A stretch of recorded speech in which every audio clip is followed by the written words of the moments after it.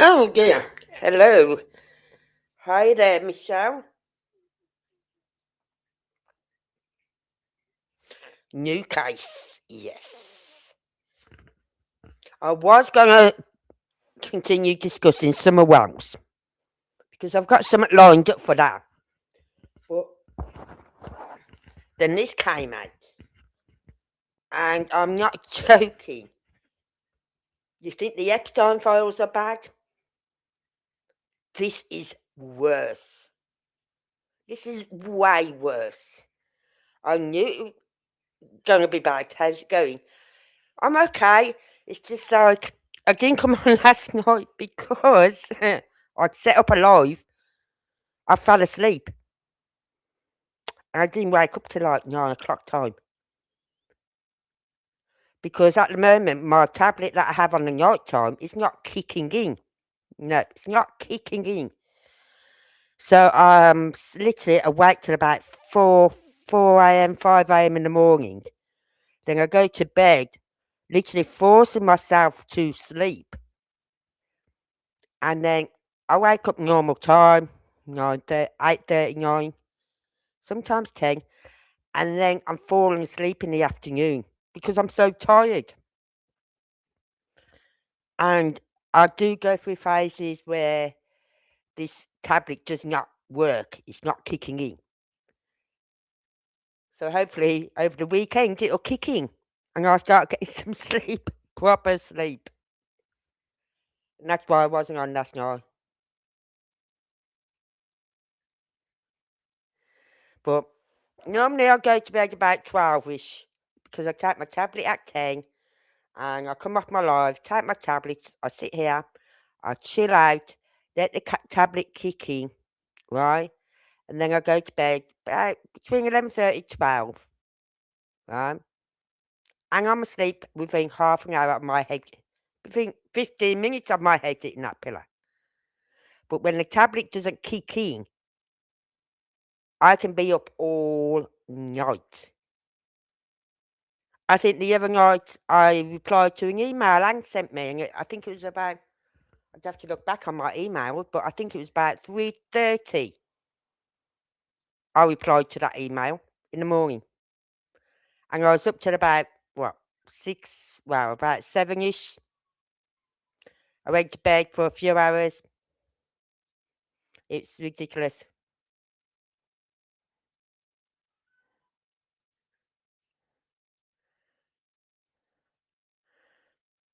Bedtime is probably oh oh well that's nice. Me, me if that was my hobby, I'd be going. I'm going to bed. Fuck you. I'm going to bed. But no, he used to work. He did at one time when he worked at the airport. He did a night shift, and he didn't do that very often. Work night shifts, and he was doing a night shift this one week. So he was going to work about. I think he was going to work about 6, about 7ish. So I getting his dinner cooked early, getting the dinner done early, so we could sit down and have something to eat with him and the kids. And then he'd go to work. Then, as I'm getting up with the kids in the morning to get them ready for school, he's coming in. He used to get in about 7:30. The kids would go about 8. Some mornings, he'd even drop the kids off at school. So,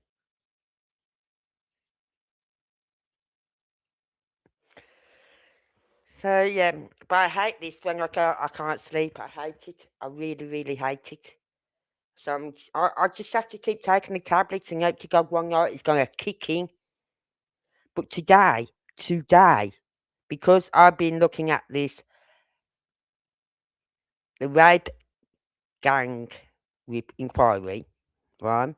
Because I've been reading that, and I've I have literally marked out a lot of the words, because I cannot afford to get another strike. Everyone, this is going on YouTube, and I cannot afford to get another strike.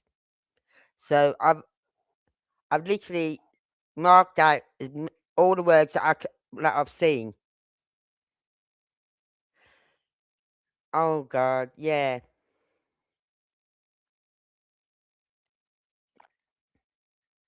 yeah. You do need something to make to. When I worked in care as a community care worker, right? I would come home at some nights I wasn't getting in till 11 o'clock. Gone 11 o'clock some nights. I remember one night it was like getting on for 11:30 by the time I got in. And my daughter would be in bed and I'd go, I just want someone to vent to. Who can I vent to? And there was no one there because she'd be in bed asleep because she'd be getting up for work in the morning. I'm thinking, oh fuck. But yeah, I used to vent to. I did message people on my phone. Just got fucking in from work. I'm fucking tired. I'm starving. But it's too late to have anything to fucking eat. I've got to be up again at 5 o'clock in the morning. So that's how my days went. So you do need someone if you're in a stressful job. Well, any job, to be honest, you do need someone to vent to. You do need someone.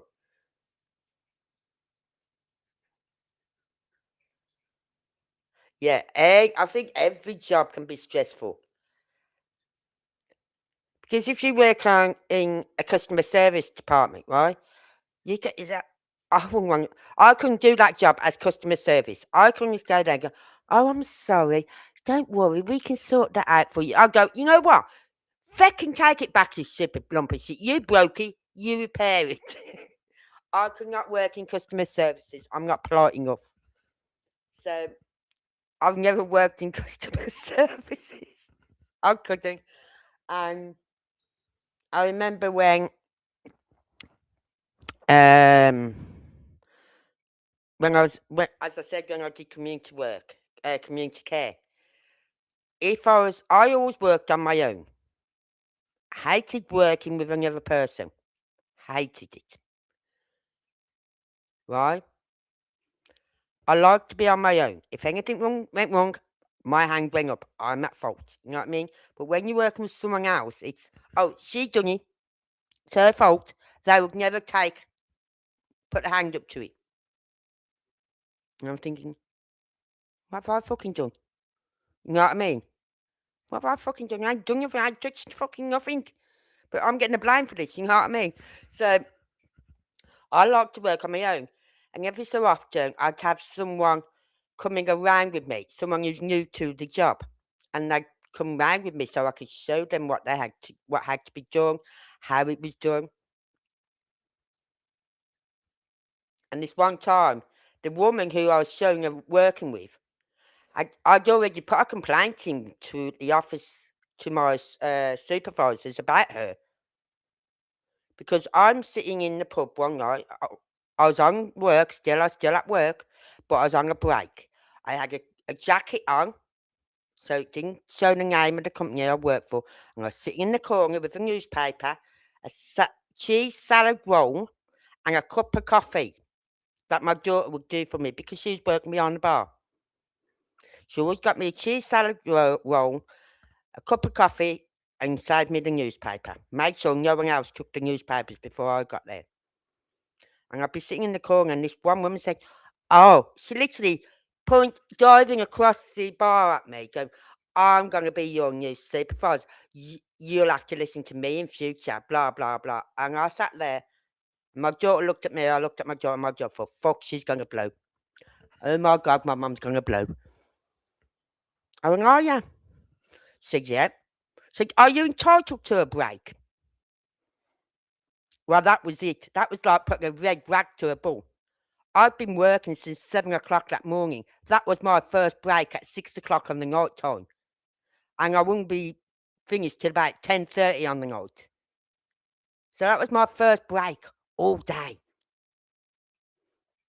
And my daughter looked at me and thought, oh shit, she's gonna blow now. She's definitely gonna blow.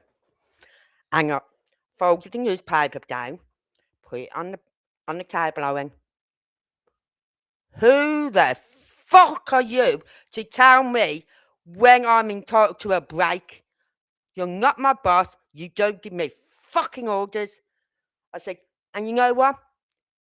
You got started job with the company. Well, go down with you because I'm now going to phone my supervisor and put a complaint in about you. I walked out, picked my phone up, walked out, phoned my supervisor up, and I went, who the fuck is this woman? Blah, blah, blah name. And I said, apparently she's starting as a supervisor and she's my new boss. And my supervisor's going, don't you know who the fuck you're on about? I said, well, apparently she's my new supervisor. She's sitting there telling me when if I should be having a break or not. I said, and you know darn well I don't have breaks in the day. I don't get a break till 6 o'clock on the night. And I'm going from 7 in the I'm literally raving on the phone. Right? Then the Monday came and I got a message saying I was going to have someone meeting up with me. I went, okay. When I seen who it was, I thought they must fucking hate me. They fucking hate me. How I've just put a complaint in about her before she even started working with the company. I put the complaint in. I think it was on the Friday I put the complaint in about her.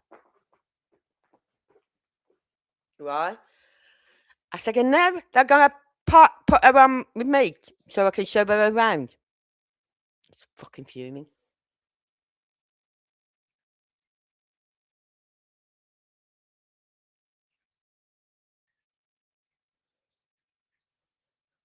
Delta with chemicals and labelling and just, yeah.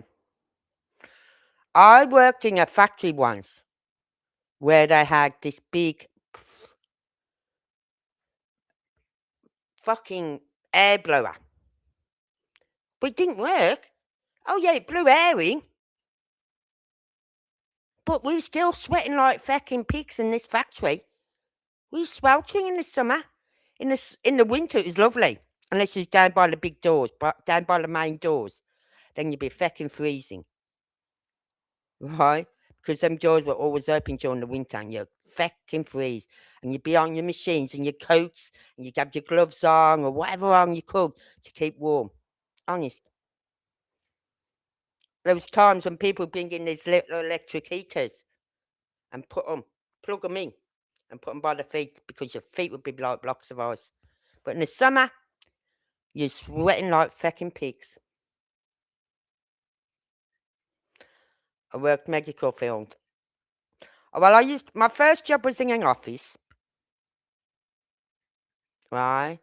And then from there, I went to the a factory which made, I don't know if you've ever heard of them, Triton showers. We made the parts to Triton showers. You can still get Triton showers. We used to make the parts to it, like the knobs and all the facias and all that lot. I did that for, God, 5 years. I did 4 years on what they called the twilight shift, which was 1:30 till 10 at night. So I'd get home about 10:30, 11:15. And then when I got married, right, I asked him, before I got married, I said, can I go on to days? I said, because I don't want to be working this twilight shift once I'm married. You know what I mean? I want to be out to spend some time at home with my husband.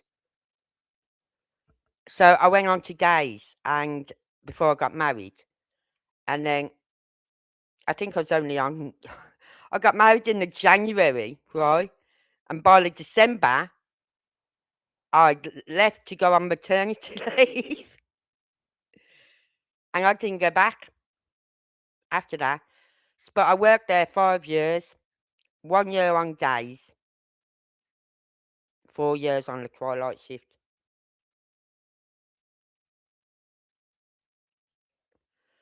So you need a job. Anyone who's got a job needs somehow to vent. My husband will come home and go on about how people would, because he worked at the museum as security. Then he left there and he went to the airport. And he was the one putting the bags on the airplanes, your luggages. And you know what the worst case they hate? because I always get stuck in them fecking machines. You know those hard cases, the solid hard cases. Them get stuck in the fecking. I should put them on them runners to go down. They're getting stuck as they're going down. They hate them cases.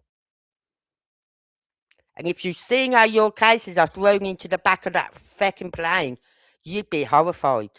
You really, really would. Because my husband said, you don't have time. You literally just, they're coming up on these ramps, right? Well, they come off these ramps into these little truck things. And they're just throwing them in the trucks, in these little truck things. Then these little trucks take them over to the ramp that put it up on the plane.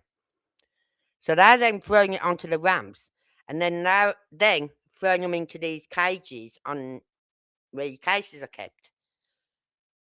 I went, that's why my cases are always damaged when I've gone on a plane. And he went, yep. So, but he hated that. He loved the job. He loved the job, but he hated those hard cases.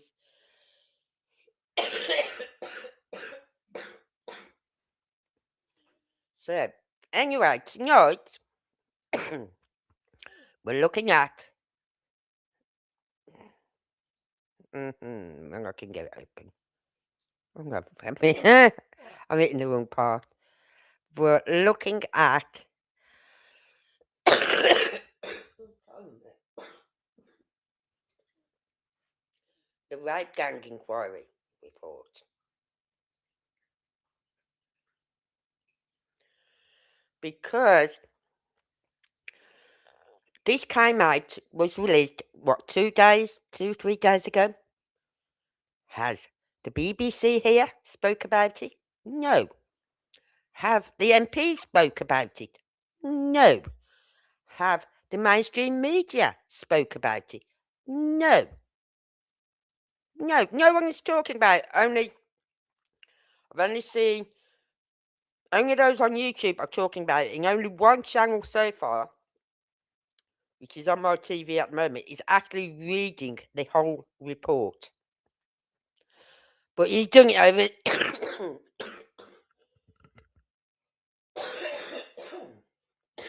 He's doing it over 6 hours. I'm not sitting here for 6 hours. I'm going to do it over 2 nights. If it takes 3 nights, it takes 3 nights.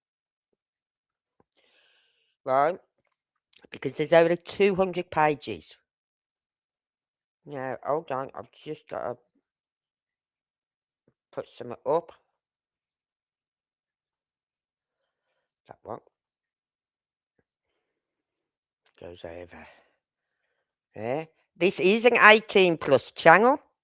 If you're under 18, please close this channel down now and go and find a kiddies channel, please. This is not the one for you. Then I've got to put up, I forgot a trigger warning one. I've got this one. Not a trigger warning, but is an adult only channel. Viewer discretion advised. I will also say, if it gets too much for anyone, walk away. Walk away. Because some of what you're going to be hearing and reading and listening to is very distressing. Okay? I just got to alter this.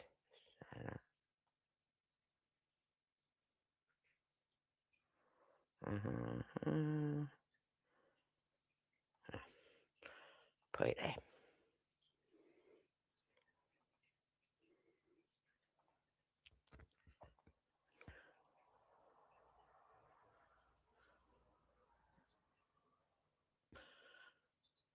So, like I said, 18 plus adult only channel. Discretion is advised.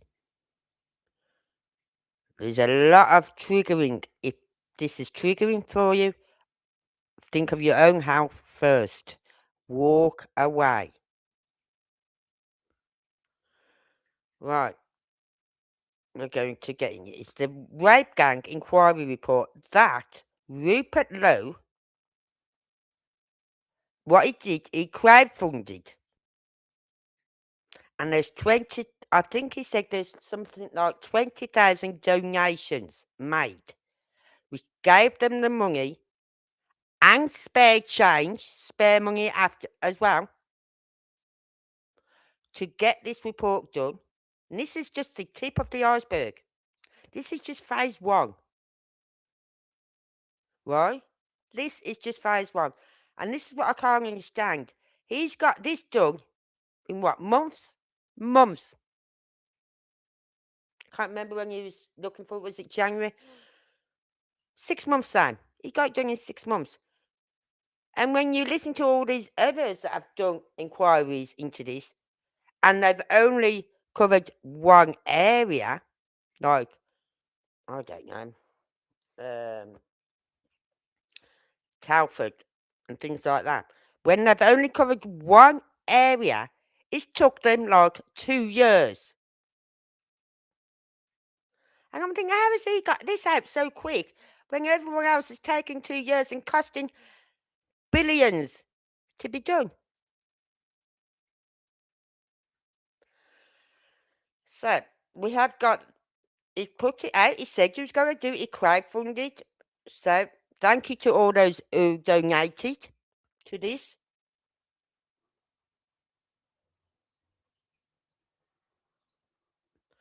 So you got your acknowledgements.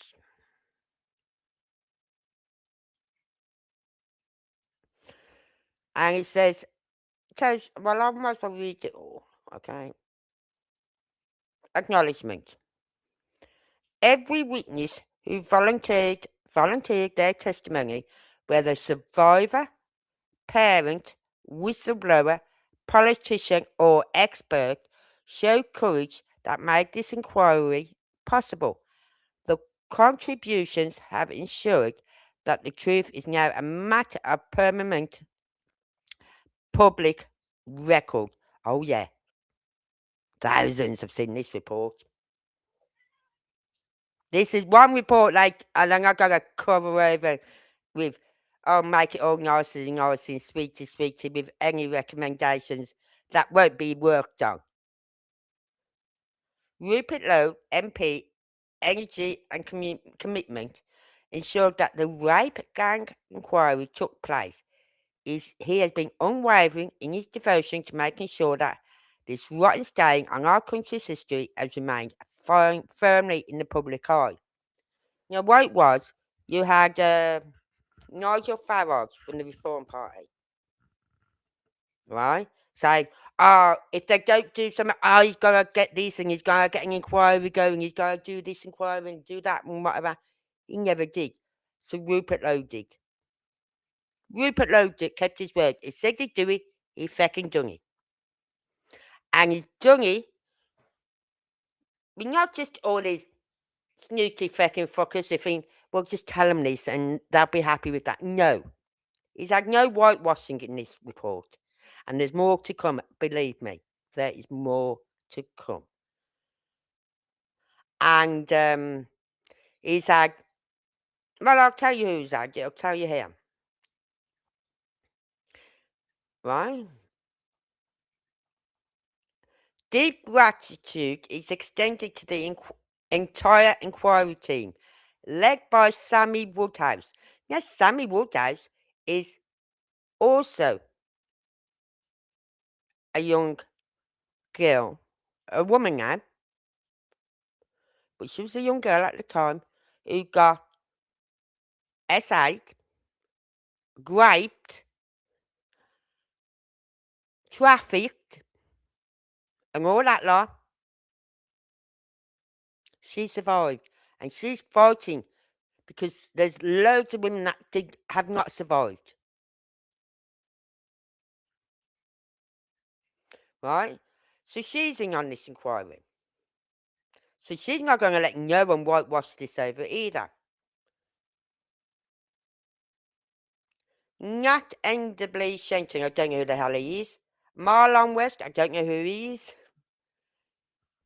Deborah Sudbury, don't know who she is, and Julie Ballon. I'm not sure if these two other women are part of the what's happened to them as well. I think they are. Worked tirelessly to bring the evidence together and support every survivor who came forward. A special thank you is owed to MPs Esther McVeigh, Nick Timothy, and Carla Lockhart for taking the time to sit on the inquiry panel. So they had 3 MPs. Out of all the fucking MPs, they only 3 will sit on the panel. That says a lot, doesn't it? Dr. Mark Jury has been extremely generous in enriching the report that follows with his expert knowledge. We are also grateful to Charlie Dames, Joshua Fern, Harrison Pitt, and Graham Smith for their editorial oversight and counsel. Right? Last but not least, we thank the untold thousands across Britain who made all of this possible by donating to ensure that this inquiry could take place.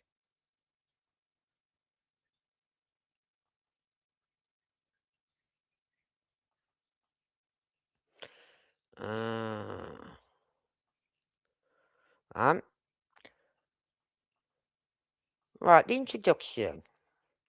The rape, I've got to say grape. I forgot, I haven't, but I'm not, I'm going to say rape because it is the Rape Gang Enquiry, has now concluded the first phase of its work. It was established to examine one of the most horrendous scandals in the long history.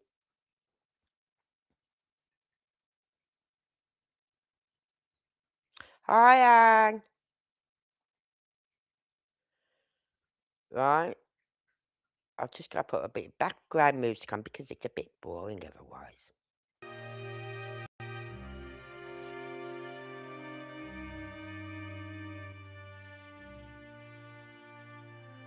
Right? Was concluded the first phase of the work. It has established to examine one of the most horrendous scandals in the long history of our country, the systematic targeting of vulnerable girls, overwhelmingly white British, by predominantly Muslim Pakistani gangs across towns and cities up and down the nation. And there's a map, right? They've got a map. When I seen this map, I went, oh my god, oh my god. One of the areas I used to live in, one of the towns and cities. Well, I think I've lived in several of the towns and cities. I know I have. I know I've lived in Birmingham, that was one of them. But the other one, Dundee, oh yeah. Yeah. And the other one, guess where I'm living? Glasgow, yeah. Must follow me around. The evidence presented throughout the hearings confirmed what had been long known but repeatedly denied by many in the political class. Hold on, I've just got to nip to the ladies' room.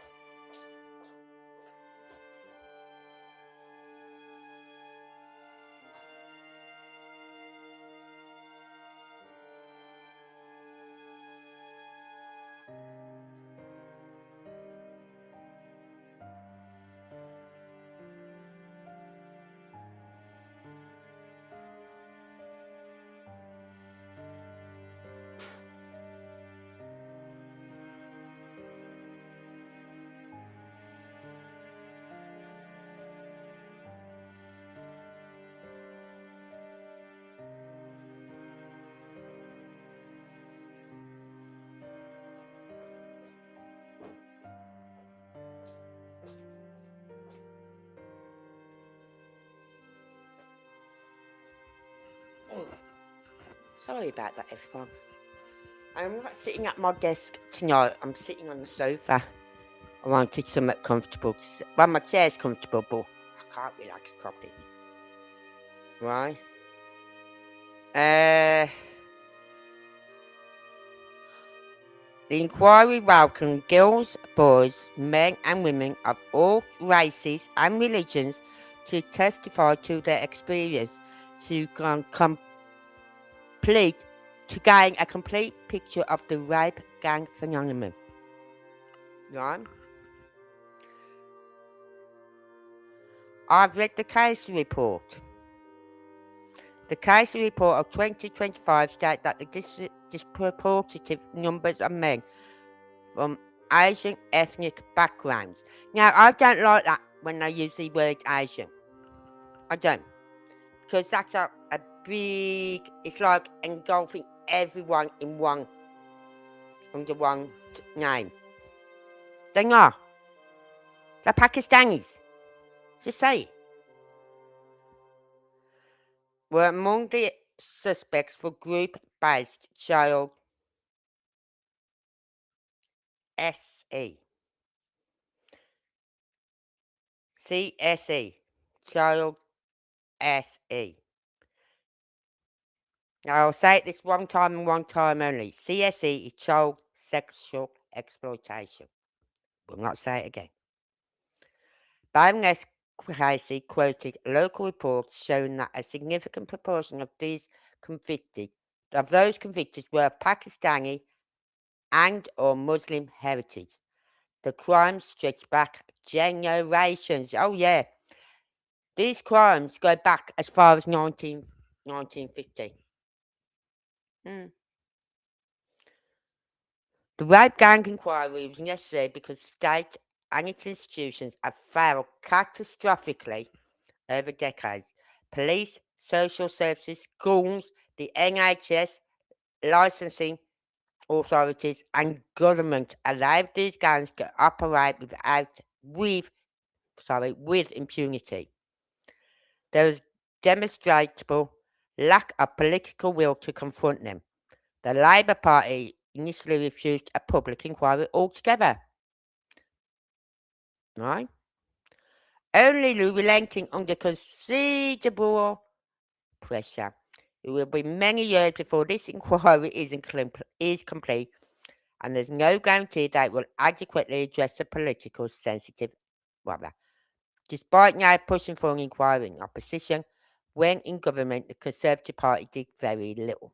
Yeah, the Conservatives got beheld on this as well. The Rape Gang Enquiry was survivor-led. Every day the panel sat with Sammy Woodhouse, a survivor turned activist herself, alongside a variety of experts who attended without their specialist subject formed the focus of our efforts to get to the truth. We examined distinct areas of the scandal in turn so the maximally full picture could be established. Parents and carers described come on their experiences, instances of pregnancy, abortion, and child born out of R were laid bare. Whistleblowers who had been previously ignored gave evidence. Police and justice failures were documented. Social care, NHS services, including sexual health and mental health services, education, yeah, taxi licensing, demographic trends, cultural and social issues, and ideological obstructions to justice were all scrutinised without restriction. Nothing was off the table. Misguided political correctness and cultural sensitivity played no part in the proceedings. The promise made to every donor was honoured in full. The truth was pursued and justice was our only object. Survivors were finally given the platform they had been denied for so long and were central to the inquiry. The full scale and nature of the crimes can now be placed on the public record. Oh, yes, it's out there. It's out there. The true horror of what took place is no longer hidden. I knew how bad it was. I just knew how bad it was. I knew it wasn't just two little towns or cities. I knew it was more. I knew it happened in Birmingham. I knew it was going on in Birmingham. I knew it was on in London and other places. I knew it. I knew it on in Glasgow. I knew. I wasn't so sure about Dundee. That did surprise me. But it wouldn't. Well, it doesn't surprise me, but it did. Although the inquiry lacked statutory powers, the response was by statutory powers. It means like they cannot, they could not call someone forward, right, and give like a deposition sort of thing. They could not call anyone forward and give them a full deposition. However, if they did and they refused, then why? If you got nothing to hide, why are you refusing to come forward? That's what I mean by statutory powers. The response was overwhelming. Politicians, whistleblowers, experts, family members, and many others came forward. Those few in prominent positions who declined to give evidence did so, knowing their refusal would be noted. Well, name and shame them. Name and shame them, dirty little rats. Name and shame them. Every one of them.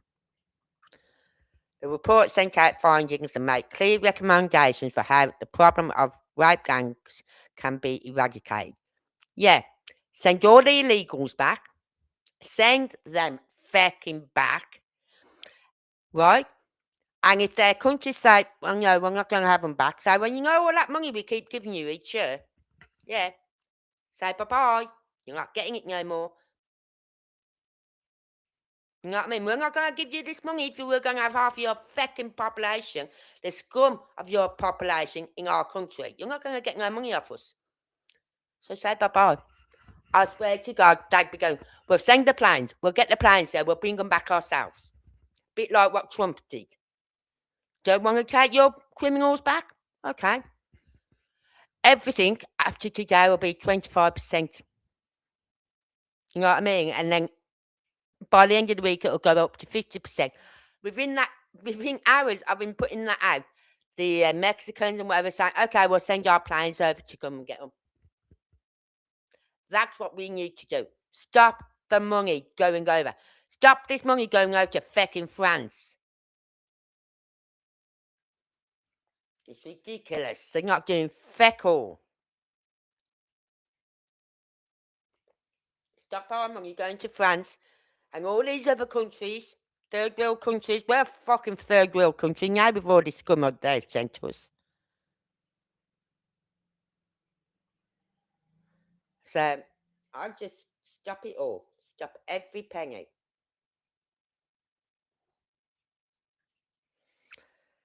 Let's continue, shall I? Now I've had my little rant again. I'll probably have a few more rants before the night is out. This report sets out findings and makes clear recommendations for how the problem of the rape gangs can be eradicated. This country knows the full truth. The country has been given the basis for justice. The country has a roadmap to ensure that these crimes never happen again. Yeah, we got the roadmap. Keep telling you. Kick them out. Shut the BBC down. Everyone, by the way, stop paying your license. Just stop paying it. Stop paying it. You're paying for a bunch of pedos and a very woke people. You're paying for your BBC license. There is a little box on that TV license you can go down to, and you go online and you tick it, saying you do not need a TV license, blah blah blah. You tick it, you'll never get another letter off them, and you won't have to pay them either.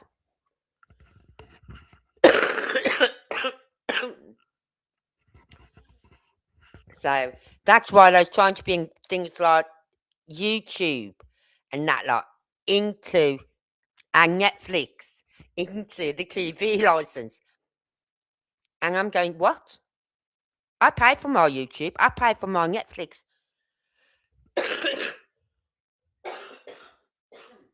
Right? Because I don't see repeats unless I want to watch repeats. I don't get forced repeats down my throat. Hold on. Hold on.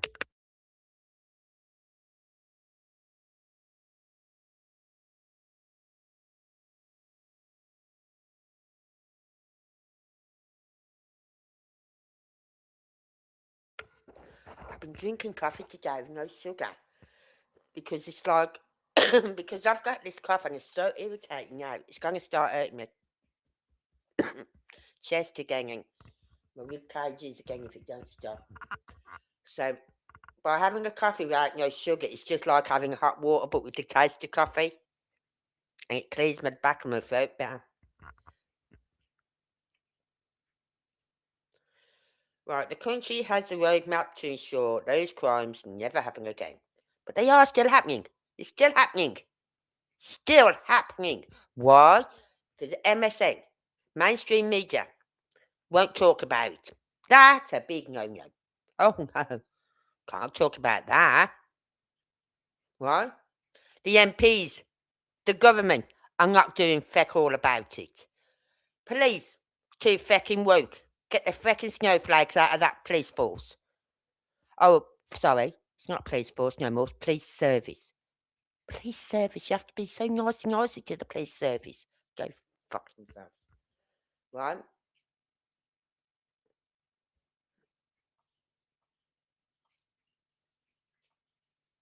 As you can see, this is only just one page, right? And I've highlighted some. In the red, I won't say. In the yellow, I will say. At the very least, 250,000. Yes, I'll say it again. 200 for those in the back who can't hear this.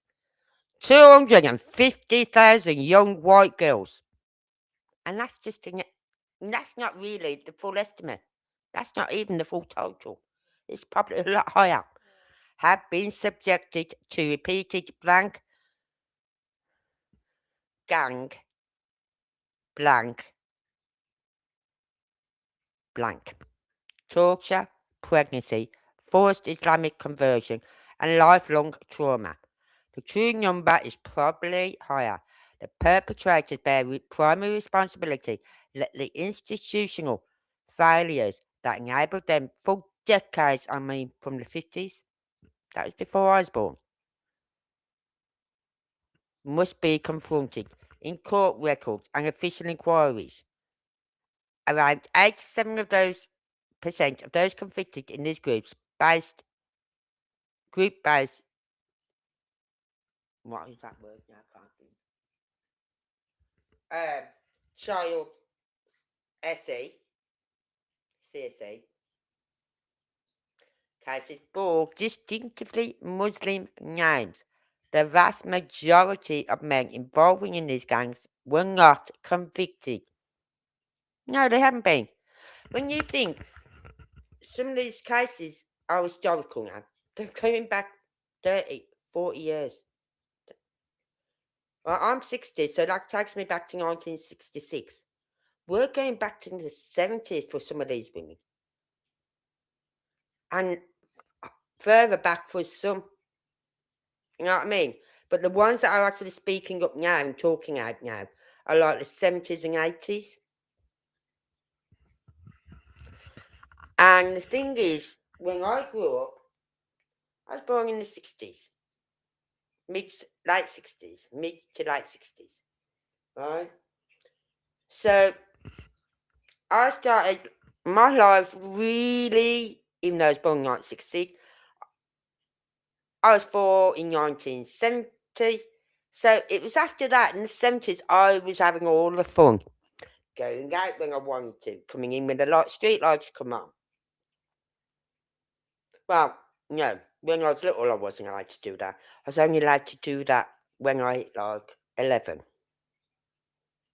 Once I hit secondary school, then I was allowed to go out to like the streetlights came on. But then, if I wasn't in by 9 p.m., my daddy was out with the dogs.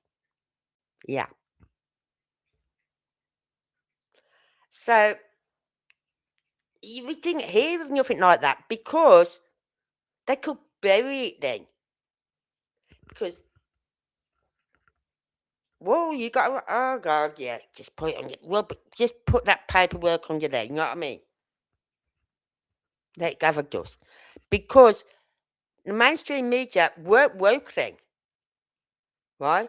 But they was only informed of anything that went wrong by police, yeah?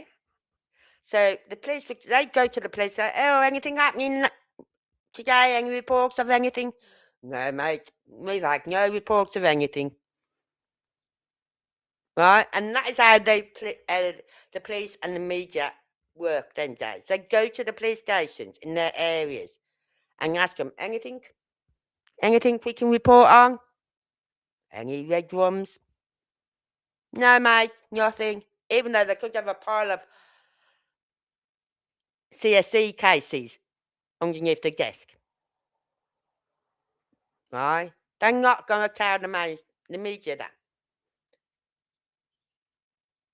The only time it would hit the media was if it was a red drum.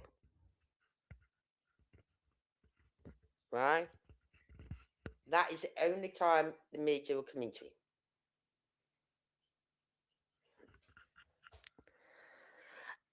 Right. The vast majority of men involved in these gangs were not convicted. Dr. Taj Hargay, an imam with the Oxford Islamic Congregation, believes the true proportion of gang members who are Muslims to be around 95%. Now, this is coming from an imam. He's a Muslim himself. You know what I mean? The figure far exceeds the Muslim share of the overall United Kingdom population. Wow. Whoa.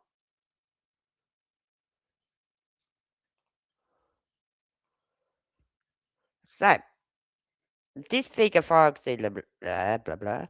The overwhelming majority of the Rape Gangs network consisted entirely from men from Muslim backgrounds.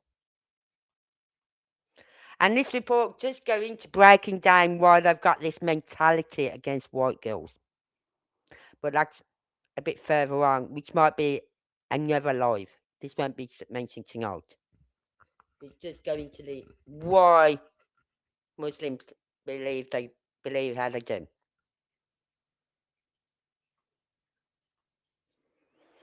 The inquiry heard harrowing testimony from survivors and their families. The methods used to groom children typically followed the same process. Girls as young as 11. They're babies. They're fucking babies. Well, anyone like someone in the 40s to me is like a baby. You're a baby. Right? But this is an 11-year-old. At 11, what was I doing at 11? Oh, I was up the park with my brothers. You know what I mean? I was only allowed at the park if I was with my brothers at 11.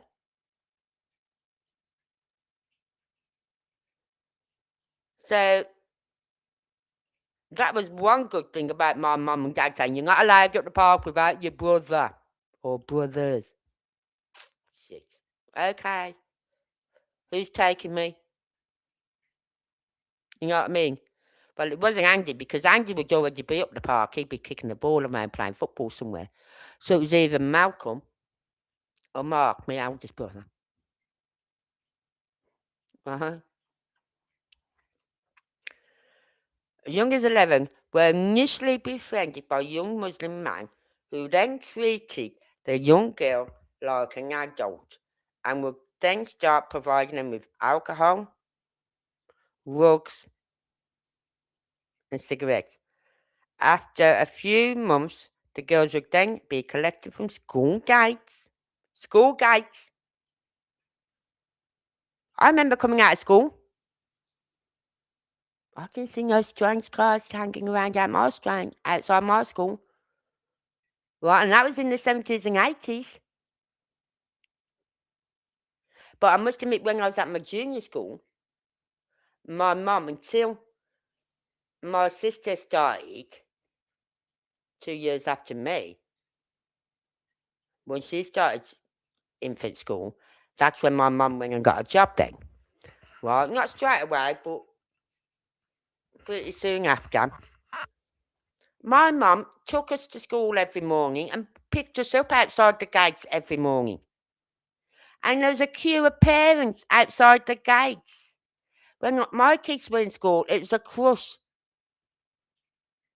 between the parents and the kids when they come out of school. There's always that bottleneck. We're out, sort of thing. As you trying to go out the gate, and there's about 30 kids trying to go out the gate at the same time. But these are young kids. Why are parents letting them? My daughter wanted to go to school once, right? And I think I let her go to school on her own for the last week. For the last week of this term before she went to senior school. She said, Mum, can I go to school with Daryl? She'll come round here because she lived in this other road, just round the corner from us. And then we'll walk up together. I mean, can I trust you? I knew I could. I knew I could trust you. Right, but I said to him, she said, well, where am I going to go, Mum? I mean, I don't know. But if I get a phone call saying you're not in school, you better have a fucking good reason as to why you're not at home either. Right? And she went to school every day with Carol, and then I picked her up at the end of the school. Every day I picked her up and brought her back home. Then they went to secondary school. She started going with her brother and his friends. Well, they was her friends as well. Because she literally grew up with them all. Right. So I didn't have to worry about her going to school or my son because they was in a big group. There's Simon, Denise, Adam, and his brother. Then there's two lads down there, there's 6. Then Daryl, there's 7. There'd be about 7, 8 of them all walking up to school to get the bus. But I know they didn't get the bus, they used to spend money in the shop on the way to school. Right? But I knew that group, they'd be fine getting to school. Plus, they knew me. If anything went wrong, they didn't like to come back to me and say, Mum. And they'd be shaking like feck if anything had gone wrong with my kids while I was out. They'd literally shake. What? Right, they knew not to feck with me. Hold on, I'm just about to throw a cushion at my one cat, Bobby. Give me the cushion, Toby. Do I have to throw it, Bobby? Do I? Yes, obviously I do. Hold on. Say cat. Why are you so jittery? What's so jittery? Oh.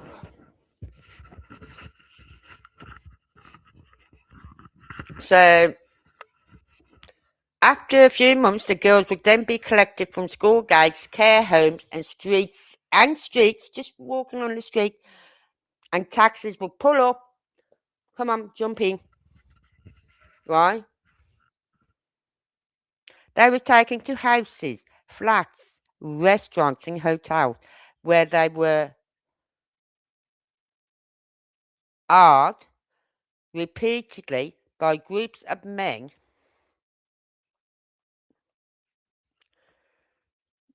right? Tortured, filmed for blackmail, and told they was white trash or kafar, who, know what I mean? That's their saying for our white trash girls. You know what I mean? Who merited punishment. because those white girls, they merited punishment. Christian white girls, they was merited for punishment. Many became pregnant while still children. Some miscarried under trauma. Others endured coerced abortions. You know the backstreet abortion thing? That is still going on till this day. You're still getting backstreet abortions. Biting it in needles. Yeah.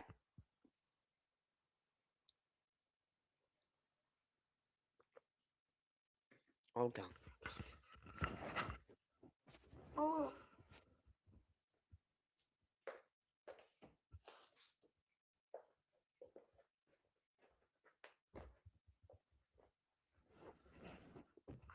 So, yeah, a lot of them were backstreet abortions because they couldn't take them to a hospital or an abortion clinic because they were underage.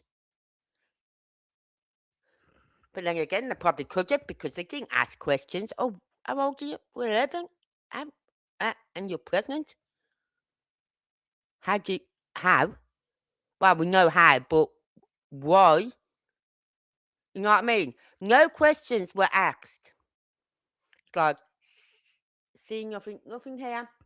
Just carry on, nothing to see here, okay. Right? Uh, some gave birth to children who were later removed by the state. You know why they was removed by the state?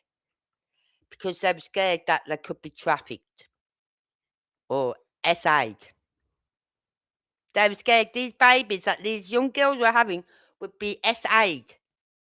But they wasn't worried about the young girls who was only 11, 12, 13, 14, 15 having these babies. But they take the babies away from them because they were worried about it in case they was SA'd. Make that make sense, please. It's ridiculous.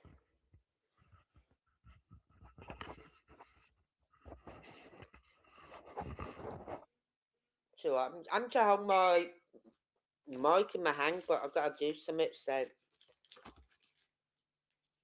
but you know what I mean? They was taking these children off these young girls because they're scared. They was worried that they'd be SA'd.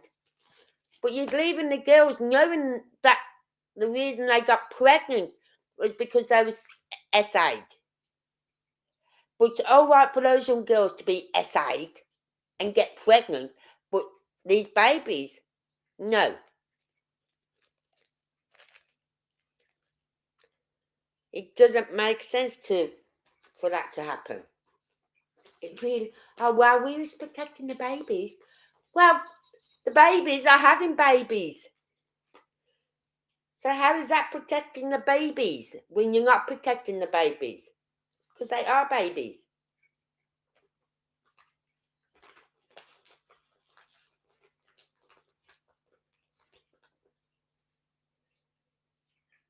Because I was trying to work it out the other week about my sister's little daughter. She was 16 when she had her little girl. She's 33 now, so her daughter will be 17. And I sat there and thinking, I hope her daughter hasn't gone the same way as her mum did. You know what I mean? I hope the daughter's growing up with some more common sense than her fucking mother did.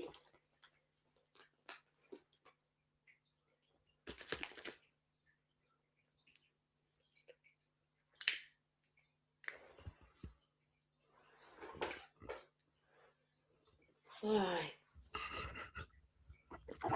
Let's continue. God, I need a break.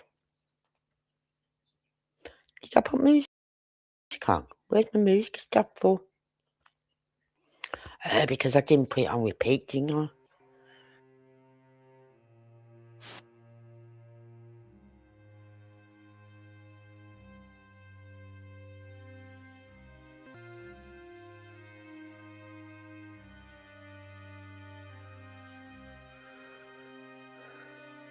Let's continue. We found that the same unspeakable crimes occurred in at least 149 local districts. Close to 40% of all such districts across the United Kingdom. Close to 40% of all districts? That's bad. And they've let it happen. The government, the schools, the police, everyone has let this. They have all failed the children, and they are still failing the children. Okay. Oh, we've come to arrest you because you put a Facebook post up that makes someone have a bit of anxiety. What about arresting those who are abusing our young girls, our little girls? What about doing your job? That is the correct thing to do. I put on a post a couple of weeks ago. I said, I'm getting anxiety with the police. You know what I mean? Because if I walk out, I won't go out because I feel as though if anything happens to me, who's going to be there for me? Not the police. Right? So my anxiety is going through the roof some days when I'm out. Really goes through the roof. And I said, so I'm just asking, is there any chance we can have the police arrested?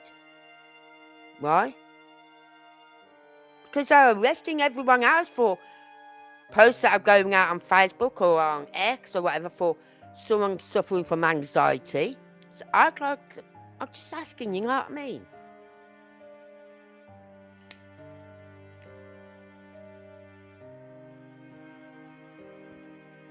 Right, let's have a look. Where are we? Oh.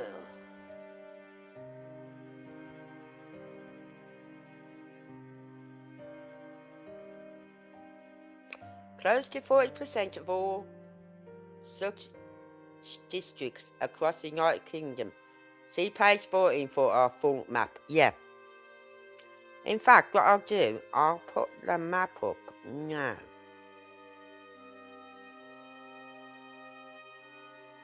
Oh God, no, I've got to share it. I'll leave it. I'll get the map up in a minute. Survivors described daily are red rooms of extreme torture, moving between cities. That's another word for trafficking. Moving between cities and institutional disbelief that compounded their suffering. Some girls were even moved between cities to the Middle East where they would enjoy Islamic marriages. So they weren't just been moving around the UK, they was being took out of this country to the Middle East.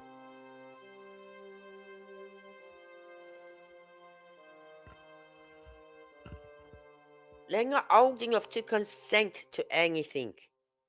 One girl, which we're going to read about in a minute, didn't even know what consent means.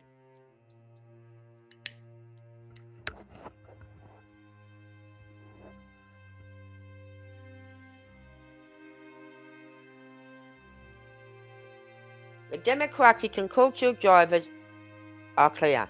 Perpetrators from Pakistan, Muslim and other Muslim backgrounds operate under an honour and shame-based clan code that treated young Muslim girls, especially white working class girls, as property available for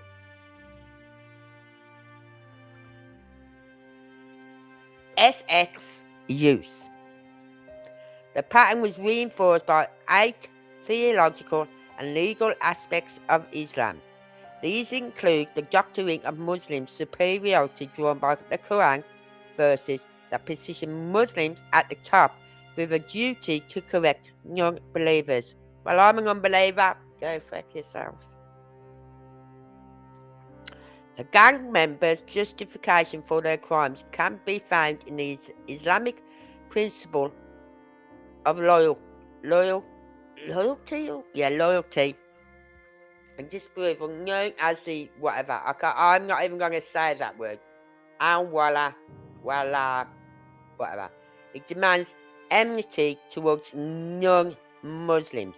The superiority of men or women, forced marriages combined with the absence of any fixed minimum age of consent. The perception of female sexuality is inherently dangerous. A system of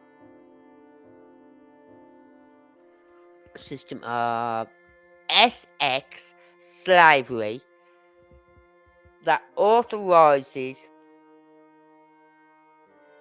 blank with non-Muslim captives and a religiously sanctioned social hierarchy that subjects conquered non-Muslims.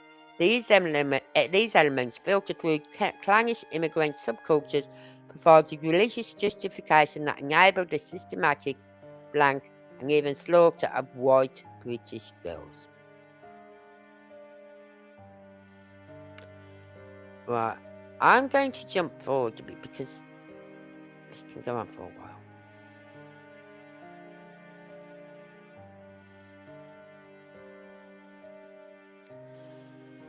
Right, overview of crimes. Blank gangs have blanked children systematically across every region in the United Kingdom for decades.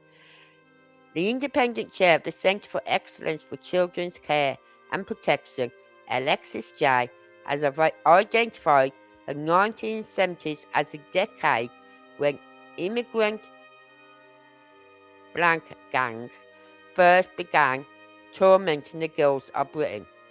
However, the British newspaper archive revealed that the first recorded case of specifically Pakistani blank gangs dated back to 1955.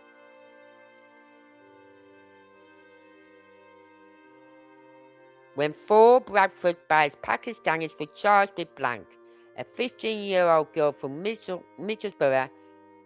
This was soon after former colonial subjects from the subcontinent as much as the Caribbean became eligible to enter the United Kingdom in non-trivial numbers under the British Nationality Act 1948.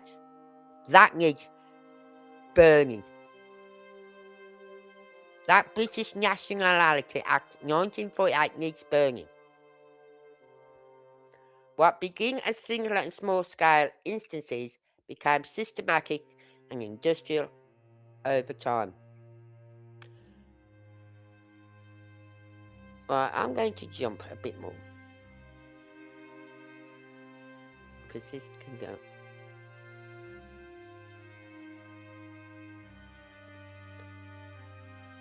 I will put the link for this when I upload it tomorrow in the description. So if you want to upload it and have it on your own laptop, then fine. Do that. If you just want to open it up and read it yourself, that's fine as well.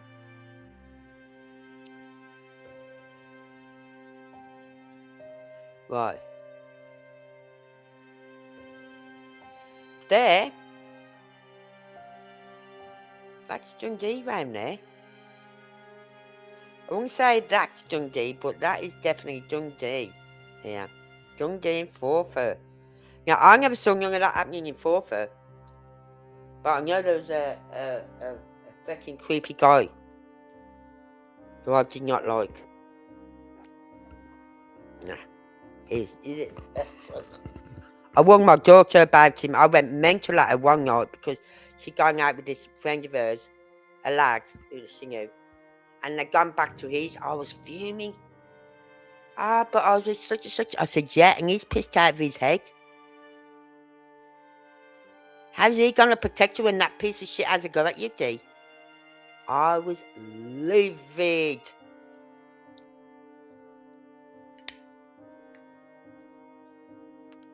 Right, so that's Dundee here, round here. Dundee, Broughty Ferry, Arbroath, right? Then you got Forfar and all these other towns further inside. Then over here, You got Edinburgh, which I'm quite surprised about there, Edinburgh. But then you got Glasgow and Lancashire and all that lot, you know what I mean? I thought, oh my lord, what the hell?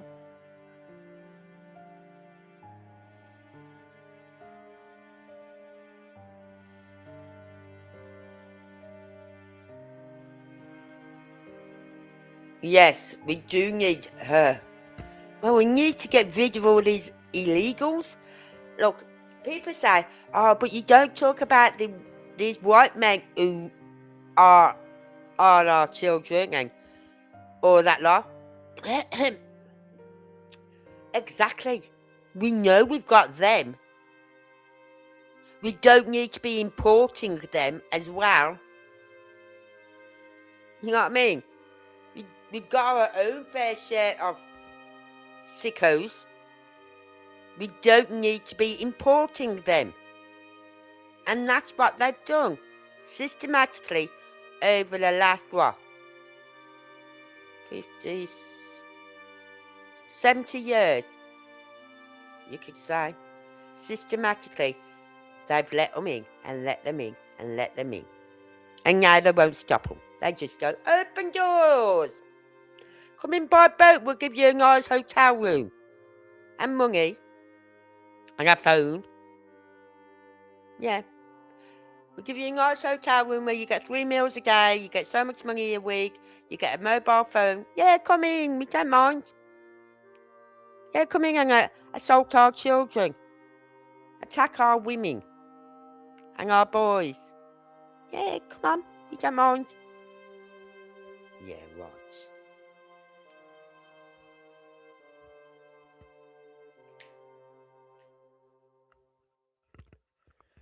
So, let's continue. But look at this here. Look at this map. The lighter one is, it says, hold on. The lighter areas are suspected, the darker areas are confirmed. So that's dark, that's Dundee and all around there. I don't know what part this would be. I know that will cover Forfar as well. Dundee, Forfar, Broughty Ferry. I don't know about these areas, I don't know what these are.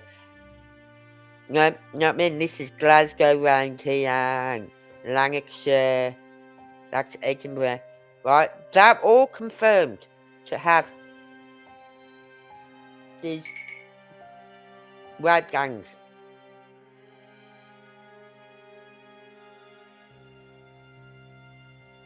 These have not been confirmed. Round by London, it's not been confirmed. Why is it not being confirmed by London?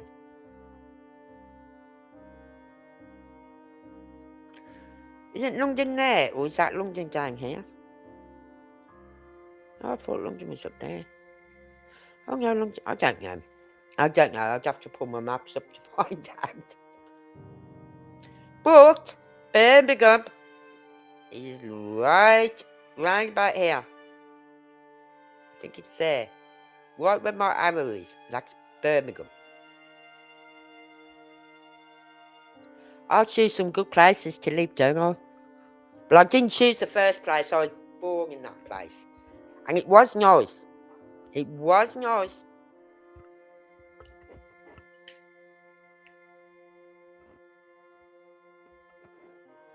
But the last, I'd say from the time I was, about 20 something, from when I started having my kids, that's when it went downhill. From when I was about 20, so the last 40 years, it's gone downhill.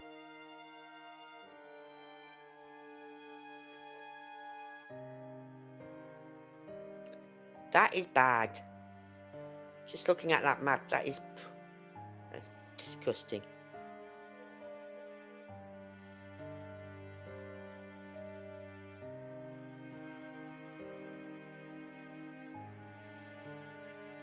Right.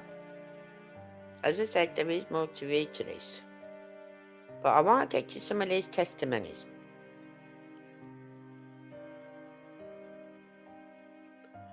Now I'll say it again.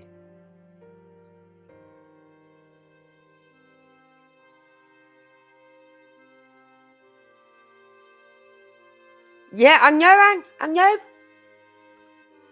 They have the cheek to moan because of the internet. Mum, be grateful. You're getting what you're getting. We've got people on the streets who don't have a mobile phone, got no roof over their head, they don't know when they're getting their next meal, and they've paid to their country, right? They've got post-traumatic stress and all that lot, and they've lost their home, their job, their home, their families, they're on the streets, they've got no roof over their head, they've got no money, and they paid to the country. Be 3 years, 5 years, 10, 15, 20 years or more. And they are now out in the streets, discarded like trash. But oh no, come over on a boat, you get a hotel, 3 meals a day, money each week, mobile phone, and the right to do whatever you want with our women and our boys, girls and boys. Okay?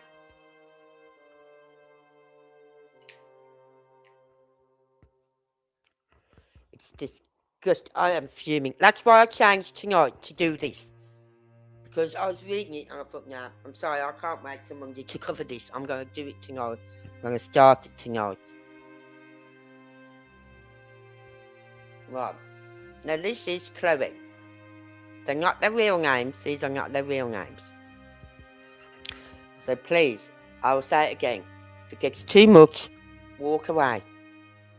Walk away. Because what you're going to hear, you think, some of these testimonies that you hear is just unbelievable. But, right. Throughout her early childhood, Chloe was popular at school, performed well academically, and enjoyed an active social life. Although her parents were separated when she was young, she describes her early upbringing as relatively stable. Following the separation, full custody of Chloe and her older brothers was awarded to their father, despite his alcoholism. Her mother, on the other hand, was often absent from her life and became homeless following the separation. That's why she didn't get it, because she must have kept going off and leaving them with the father.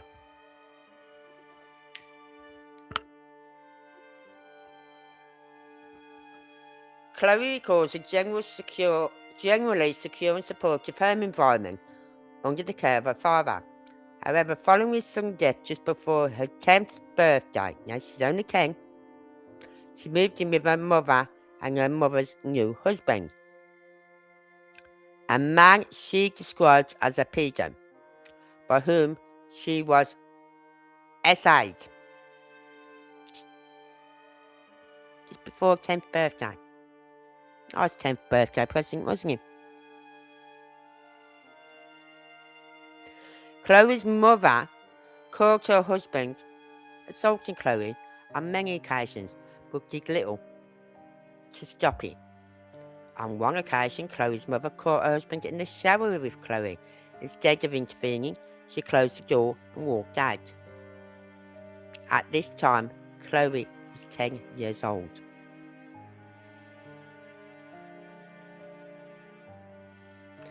The blank soon escalated to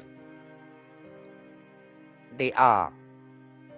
Chloe's stepfather supplied her with alcohol and cigarettes to keep her quiet, and she began smoking cannabis.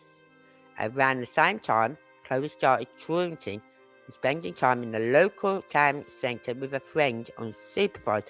Now she's only 10. What the fuck? Why didn't the schools do something?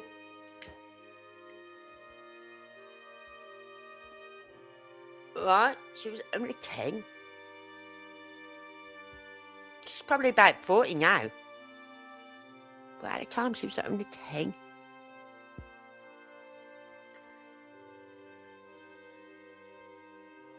Chloe started truanting and spending time in the local town centre. Now, I remember when you had the truant officers. Do you remember them, man? I played hockey, whatever, from school. Once. I was so fucking bored. I said, I'm not doing that again. I might as well stay in school. Because to do it, we had to go down all these gullyways, climb over fences into the gullyway next to that one, to climb over another fence into another gullyway. And then we finally got to the park where just up the road from where we lived. But we couldn't be out in the open. We had to stay hidden in the trees and things like that. Because at the park he saw you, the park patrol, the park they used to have a man in his little hut. If he saw you, he'd report you. So you'd be hiding in the trees so he couldn't see you. Or over the far end of the park where no one ever went. It was fucking boring. Never did it again. Right, and let's stop all that. Let's stop the truant officers. And to be honest with you, that's when kids were able to go about around the city centre, do what they wanted.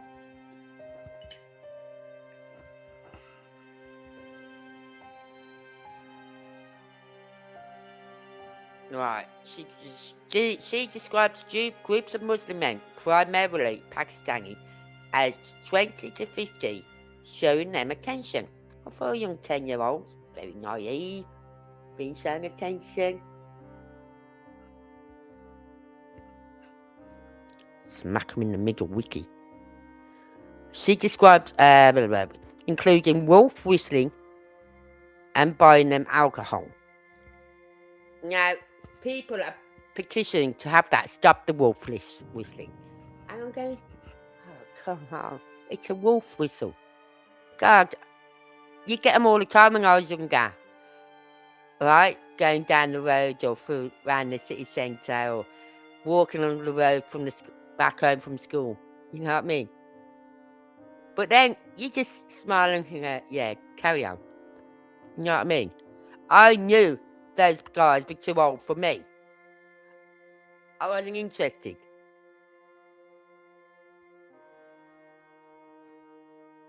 And when I was of age, and I still wasn't interested. Nowadays, you just get them and they walk up. They used to walk when I was younger, say my 40s, 30s, 40s, like when my kids were very young. I would walk on the street and a guy would walk past going, smile! I'd just look at him and go, fuck off. I don't want to smile. So don't tell me to smile. I'll smile if I want to smile, so fuck off. Where are we? Including wolf whistling and buying them alcohol. This is only 10 years old. Many were taxi drivers who would take the girls into the cars and drive them around the town. At this stage, there was no SA. And although the men's behaviour was clearly inappropriate, Chloe and her friend, then in the final years of primary school, which would be about, 11, enjoyed being treated like adults. No, you're 11. You don't want to grow up too quick, believe me. Because once you hit 16, your life just flies by. Fucking gone. Year after year after year, your life's gone. You hit 16 and where the fuck did all that time go? You know what I mean? Grooming soon intensified. The provision of alcohol and takeaways was accompanied by emotional manipulation with the men, many of whom were related to one another, presenting themselves as sympathetic friends to Chloe. Chloe describes the process as them mapping out. Are you a vulnerable person? Physical contact, including kisses and massages, became increasingly common. Meanwhile, Blank, by her stepfather at home, worsened, and her mother was all but absent as a guardian. And this was coming from her stepfather, and her mother couldn't give her truth. At this time, Chloe had an aunt and an uncle who lived nearby. She often sought refuge with them. She had spent holidays with them during her earlier childhood and felt that she could trust them. On one occasion, she had visited them while truanting. If I'd have gone to an aunt and uncle of mine while truanting that day, they'd have been on the phone to my mum before returning home and spending the day there while her mother and stepfather were at work. To Claire's surprise, her uncle arrived at her house unannounced an hour later. She invited him in. After a brief conversation, Chloe's uncle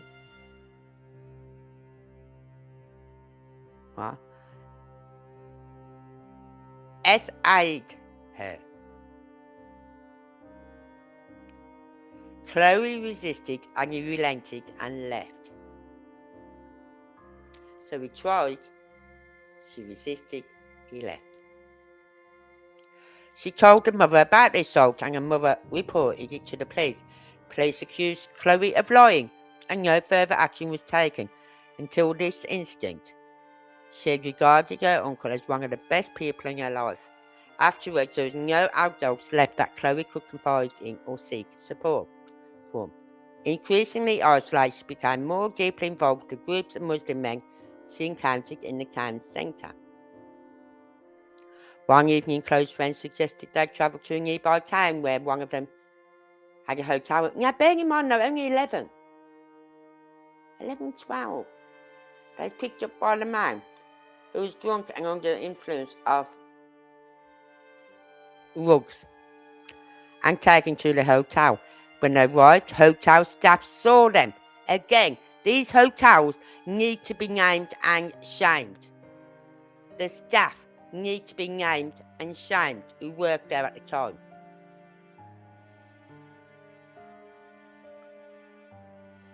But did not intervene. In the rooms, the girls were taken, giving a potential strain of cannabis, which left Chloe, then 11, absolutely smashed. Well, it would. Chloe's friend was taken into another room by a group of men, and Chloe was grabbed by the man who remained.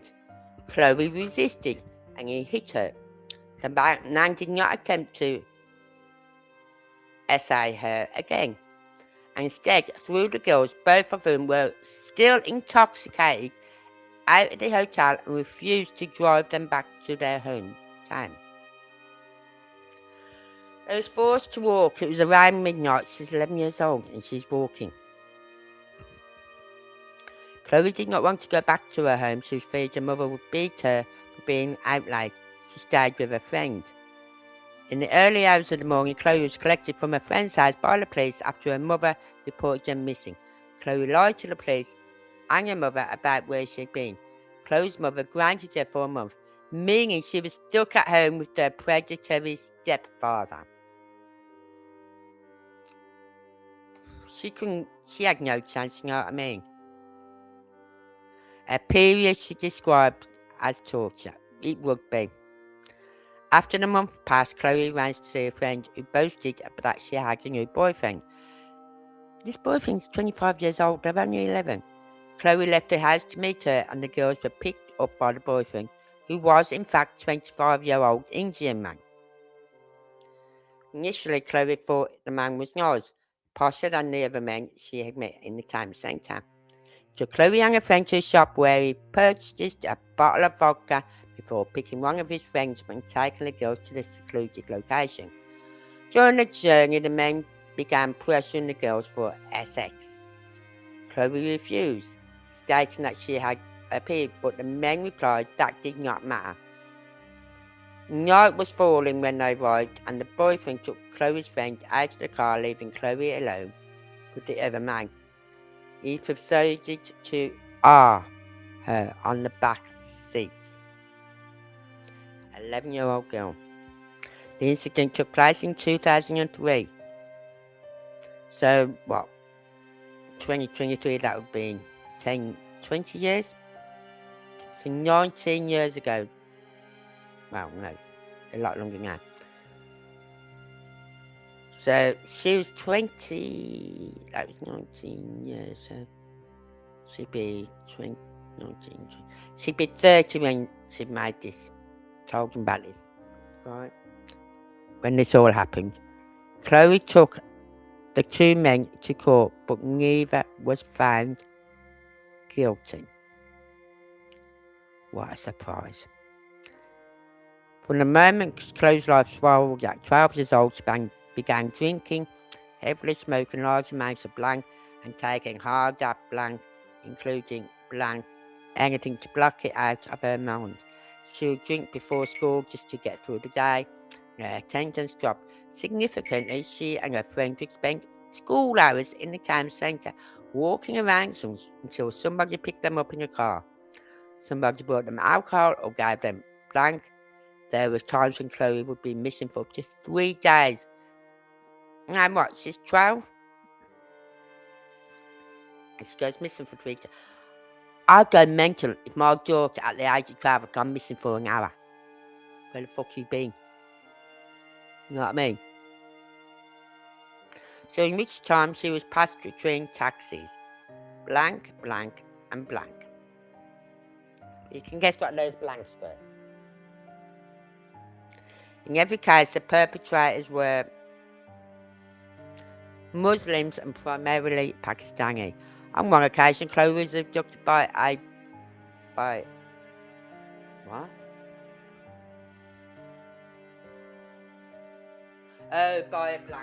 who was driving drunk and then taken to a graveyard. He gave Chloe, still 12 years old, whiskey before forcing himself on her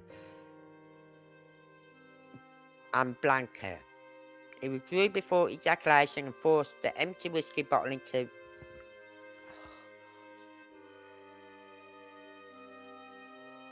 I've read this already, but it still gets me.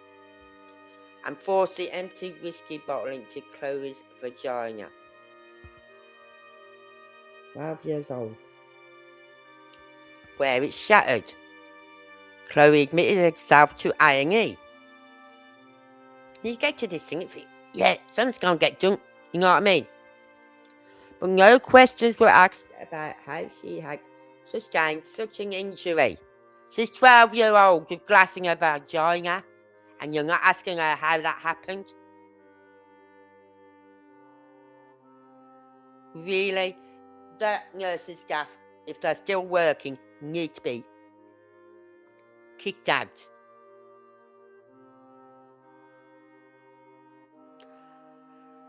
She was examined, the glass was removed, and she was discharged. Chloe was questioned by police due to her absence on a number of occasions. Each time she was asked where she'd been, who she'd been with, and what she'd been doing. She replied she'd been having blank with adult males in cars. Rather than opening an investigation and pursuing a blank, the police dismissed Chloe as a prostitute. She's 12 years. She was 12 years old. I don't think she'd even know what that word would mean. They asked her whether she was consenting to the SX activity, and actually I should be a blank. I'll go through it again, don't worry. And despite Chloe telling them she did not know the definition of the word consent. So if she don't know the definition of the word consent, she definitely don't know the definition of the word prostitute. They reported that she had been. That she had given her consent. She's 12 years old. She was 12 years old. Police found Chloe as well as other missing children in cars with the gang members on multiple occasions, but let the gang members go without so much as questioning them. On one occasion, Chloe was in the town centre and was identified as a missing child by a police officer. Questioned where she had been, Chloe told the police officer about the full extent of the blank, and the response of the police officer was that nothing could be done and Chloe was let go.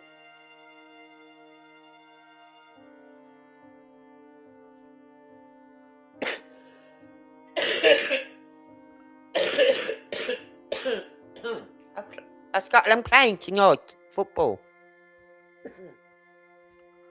My neighbour's just had a friend pull up, well, and he's got out waving a Scottish flag. Not because I'm not going to get, well, I won't be sleeping while my tablets aren't kicking in.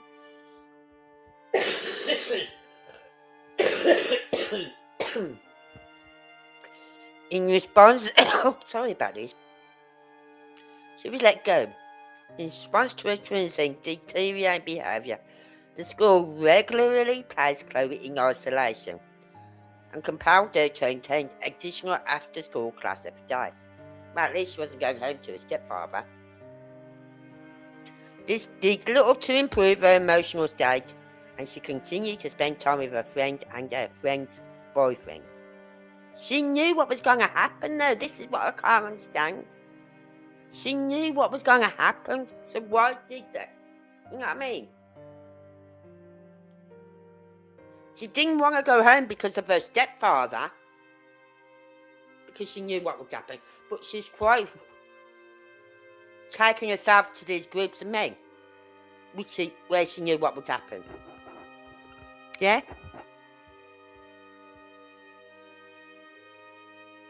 This went on for a number of years. The boyfriend would supply the girls with blank, as well as introducing them to his friends, who were exclusively South Asian men. On one occasion, he took the girls to his place of work, a textiles factory. Rewrite Chloe. Oh, I should write that one blanked out. I will blank that one out. That one I did miss.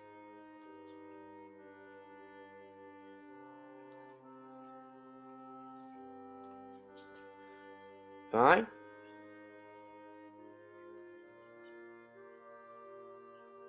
Right, let's carry on. Chloe stopped spending time with her friend, who up until this point had accompanied her throughout her blank. By this time, Chloe had become accustomed to her lifestyle of spending time with the Muslim gang, as she continued to do so without a friend. On one occasion, following another late return home, her mother grounded her for 2 months. Fearing further blank from her stepfather, Chloe walked to a nearby social services office while her mother was at work and reported him. Oh, God. Come on.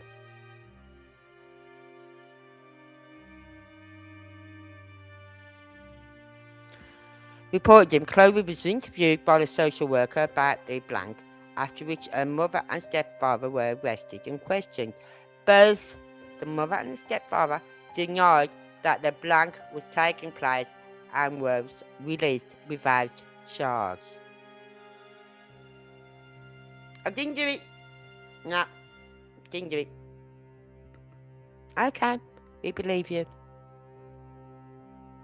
Chloe made further appeals to social services and was eventually removed from the house and placed in foster care. She lived with a couple who cared for several other foster children, and although she found them snobby and judgmental, found some semblance of stability with them, but did not last long. She was still living in the same town, so when she went into the town centre, as she often did, both along with the foster carers, the Muslim gangs would recognise her and target her. She remained at the same school, and because she now lived further away, the foster carers paid for taxis to take her there. She asked the taxi driver to drop her near the school, and rather than attending, would walk to one of the neighbourhoods where the Muslim gangs spent their time. Why? Why? Why didn't you just come to school? That way you're not going to get assaulted or anything. You're going to have a period of calm. You know what I mean? Normality.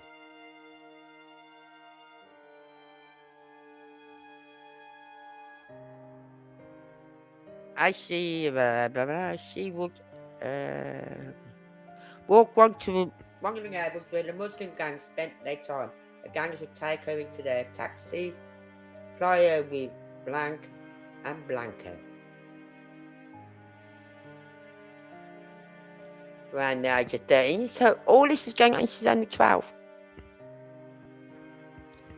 At the age of 13, Chloe disclosed to social services that she is being blanked by gangs of Muslim men. In response, social services did not intervene, but rather talked to Chloe about contraception and sexual health. She's 12 years old. Well, she's just turned 13. Fuck's sake. Where she was diagnosed with chlamydia in her throat and vagina, gonorrhea, genital warts, and pelvic inflammatory disease. Never heard of that one before. Neither the social workers nor the clinic staff questioned or reported this. That's, you know what I mean? And it still goes on today. They're not being questioned about anything. The police were aware of Chloe's activities, but instead of targeting those responsible for her blank, they routinely failed to question them, let alone pursue further action when Chloe was found in the cars and houses with them. Chloe soon moved to a different foster care arrangement with a far more protective carer. On one occasion, a gang came to the foster home for searching for Chloe, and the carer fought them in the streets to protect her. Good on her! Around the time Chloe turned 14, a social worker... Listen to this. I think this is it. Right? Yeah. Around the time Chloe turned 14, a social worker approached her about her ongoing blank. This was the first time this had happened. Yeah. They didn't want to know before. Chloe was relieved that her blank was finally being addressed. However, rather than offering a solution, the social worker told Chloe that the producers of Emmerdale were looking for a young actress to play the victim of a child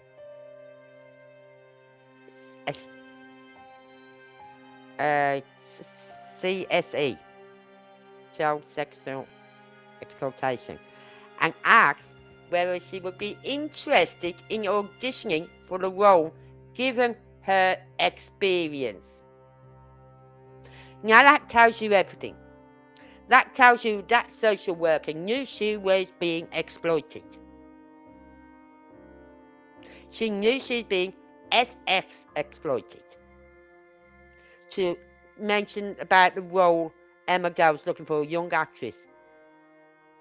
She knew this girl was going through that. But rather than get the help she needed to have this stopped, oh no, she offers her a possible go for a role in Emmerdale. What?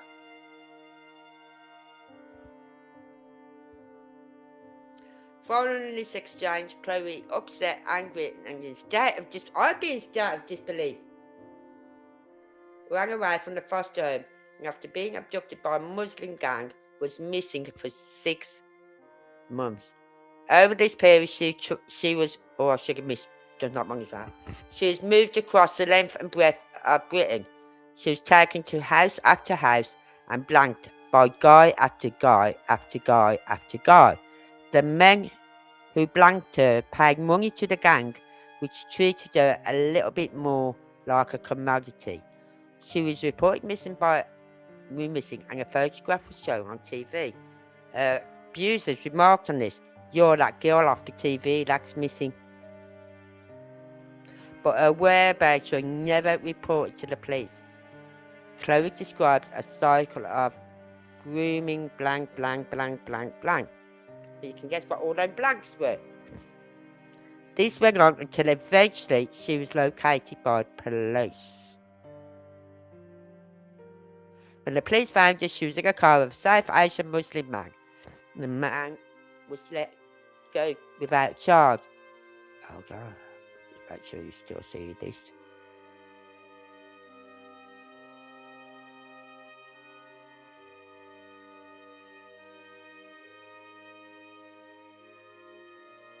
Exactly. I would literally rip their heads off. You know what I mean? But it scares me to think this is what my grandkids are coming into. I didn't know about this when I had my kids. Yes, I knew there was pedos. Yeah? But nothing to this extent. Nothing like this. No.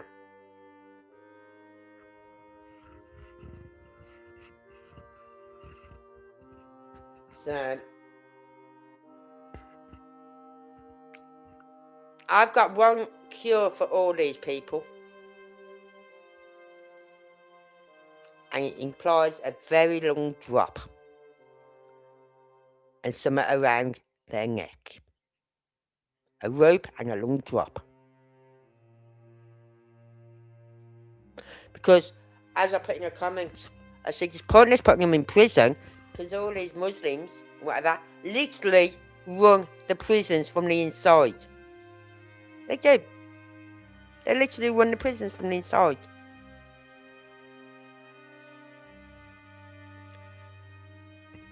She describes the home as being like a prison. Every aspect of her life is controlled and surveilled.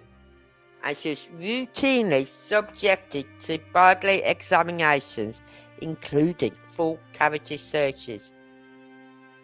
Chloe found the experience highly traumatic. She remained there for 9 months, by which time she was almost 15. Social services determined that she was well enough to be released, and she was placed in foster care not far from where she had been living before. Chloe describes the new carers as positive, encouraging presence in her life, and in spite of her proximity to the site of her blank blank, Chloe found stability and security living with them. She enrolled in full-time hairdressing and beauty course at nearby college, and for the next 2 years, Chloe described life as fantastic. Chloe approached her 18th birthday. Social services notified that her foster care would soon end. They identified a house for her after parting ways with her carer. She moved in and got a retail job to support herself. Despite having little experience taking care of herself, Chloe's life remained generally stable through this period.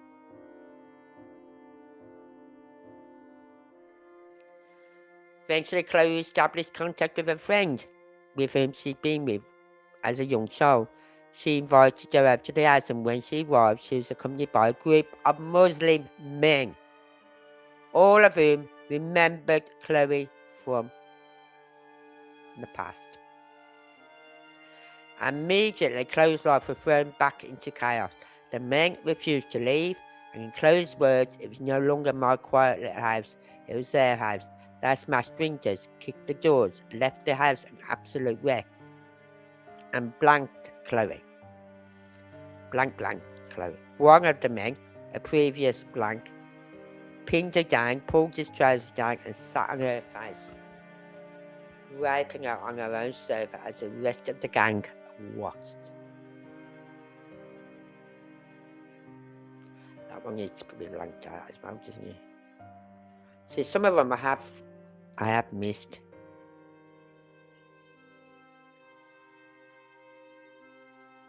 So I'm going, before I go live on another one, I'm going to have to make sure I've gone through it all. Chloe returned to the blank to cope, alcohol and drugs. Though she was still working on retail, her ability to work was rapidly declining. During one shift, one of her colleagues, someone she was friends with, jokingly pinched her bottom. Chloe, traumatized by the years of blank, punched him in the face in the middle of the shop. She was brought before management and tried to argue her case, but she was fired, left with no income. Chloe spiraled further. The Muslim gang was still occupying her house and with nowhere else to go, no ability to remove them. She remained there with them. They routinely blanked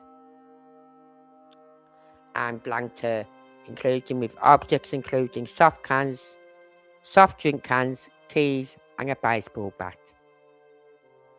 Before long, they started to pay the bills to consolidate their presence in her home. On a number of occasions, they brought young children into Chloe's house to blank them. Chloe recalls a number of occasions when boys under the age of 18 from Muslim community were pressured and bullied by their older friends and relatives into blanking her. Chloe was forced to commit crimes. Friends and relatives Chloe was forced to commit, including insurance fraud and the holding up blank rugs. On one occasion, she contacted the police to report an assault that was taking place in her house. And when they arrived, Chloe was threatened with arrest rather than the gang members, as the property was registered in her name. She's not the one doing the assault, but because it's in her property, she's going to get arrested. What about the guys who's doing the assault?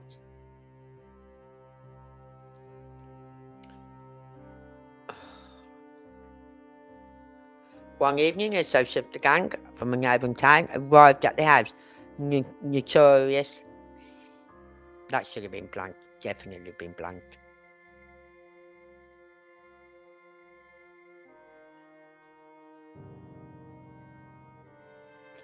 Notorious SX moving. He soon began taking Chloe to bars and nightclubs in the surrounding area. There he spiked with heroin, that should have been blanked, before handing it over to men who blank. Right? Chloe became addicted to opiates and a health deteriorated with just 5 stone. 5 stone at the age of 18, and that was through the use of the white powder.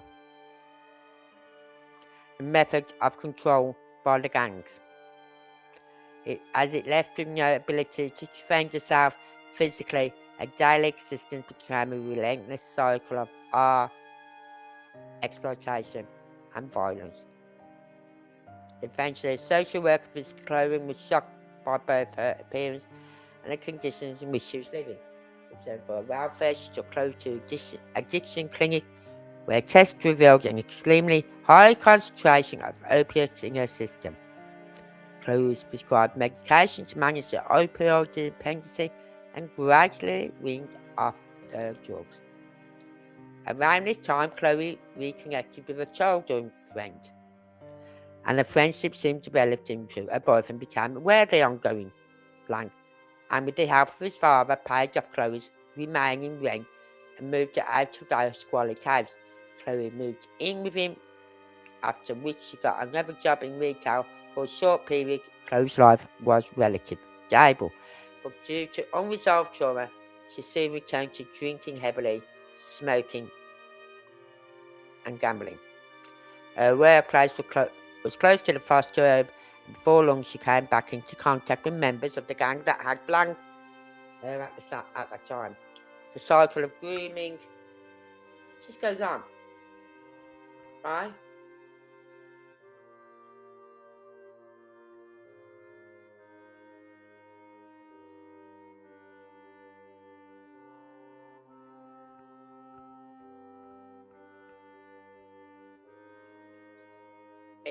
It's just never ending.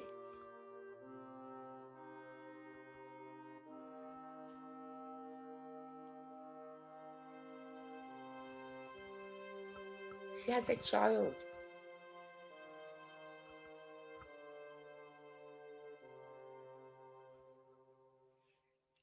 She was subsequently coerced into converting to Islam and forced into marriage because of this child.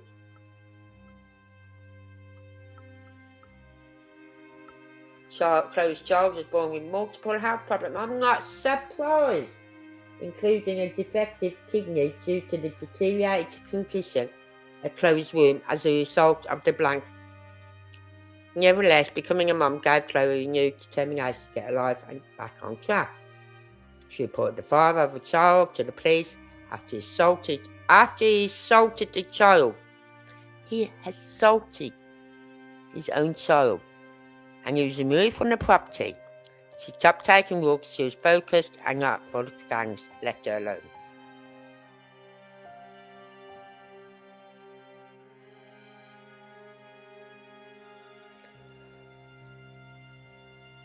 But she's not getting out of that cycle. You know what I mean? She's still there. She's still in that cycle. Right? It's a good ending, though. This is a good ending. By chance, she reconnected on Facebook with a man she had known in her early childhood, an old colleague of her mother, who she described as one of the only adult men in her life who never harmed me or treated me badly. She told him about everything she'd been through and her desire to leave. He lived in Scotland. Hope he didn't come to Dundee or Glasgow.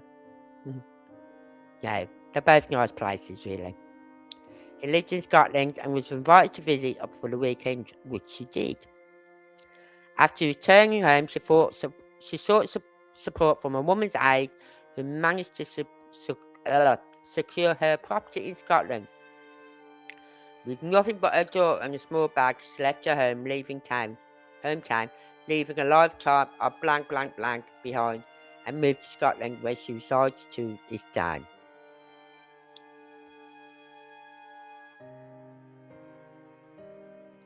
Chloe personally knows at least 20 other girls from her area who were predated on by Muslim gangs who blanked her.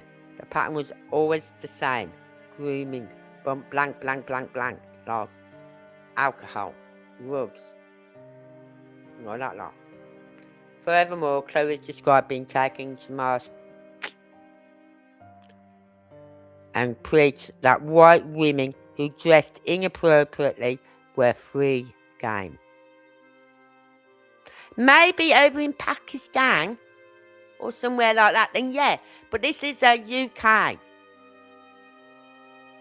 This is what I mean. This has been going on from the 50s, 60s, 70s, 80s, 90s. It's still going on. It's never ending.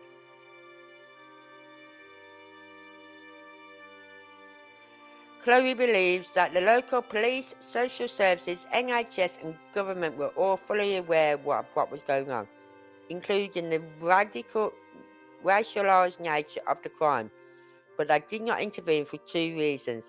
They could not be bothered with the paperwork.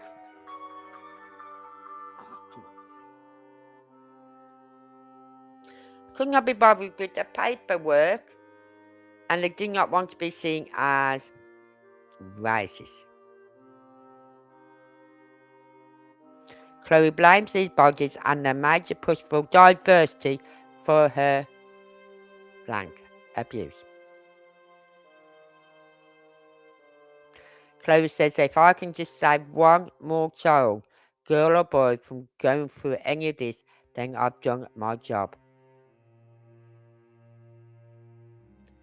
That was only one testimony. One testimony. To read all this, and I haven't read all that testimony, as you know, I've skipped through little bits of it and everything. I've been on here talking now for about 45 minutes, and they've still got testimony after testimony to cover on this. But you think, oh, well, you think after reading that, after everything you've heard on that, the government, the police, the NHS, social services, we're going to kick themselves in the backside and get themselves sorted, yeah? No, it goes on. They've got more testimonies, which I'm going to read on a later live, another live, because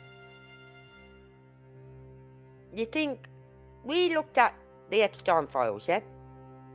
That was bad. But this is 25, that's 2,000. No, 25,000. Yeah, 25,000. 22,000. Yeah, 25,000 I think it is. Right? And that's just a guess, really. It's more. It's a lot more than that. The government needs to stop now and listen. This cannot go on. And don't just say, oh, well, you see what we'll do, we're doing an inquiry. No, that's our fucking tax money.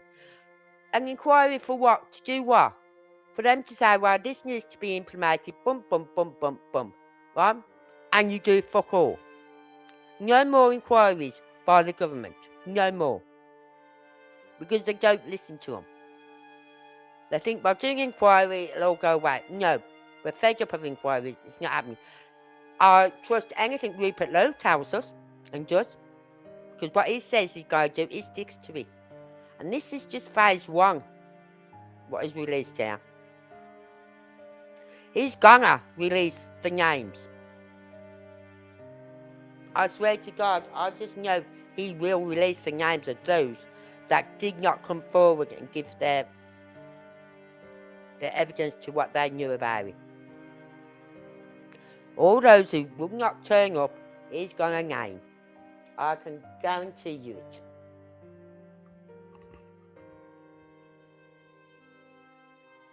Because this has gone too far now, and to be honest with you, it's like we're constantly fighting for everything.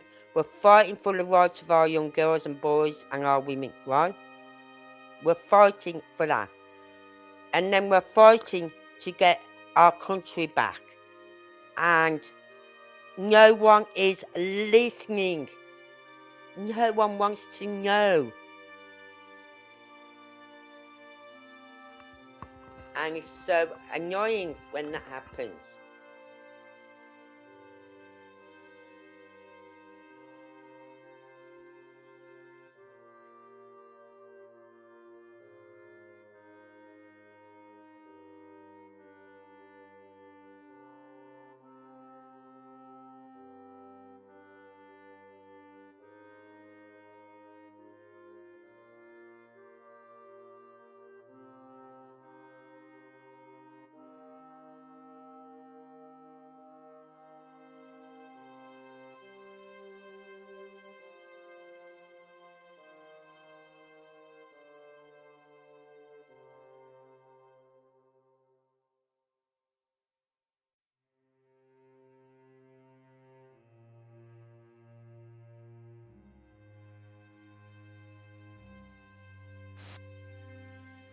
Sorry about that.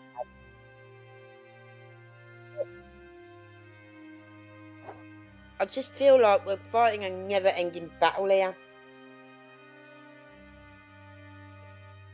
And I think if we was to just get rid of these illegals, the ones who are going around stabbing our women and our boys and our girls,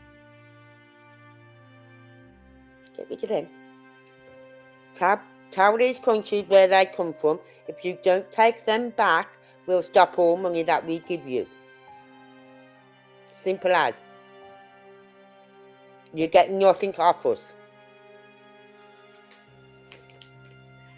Let's soon take them back then, because I want the money.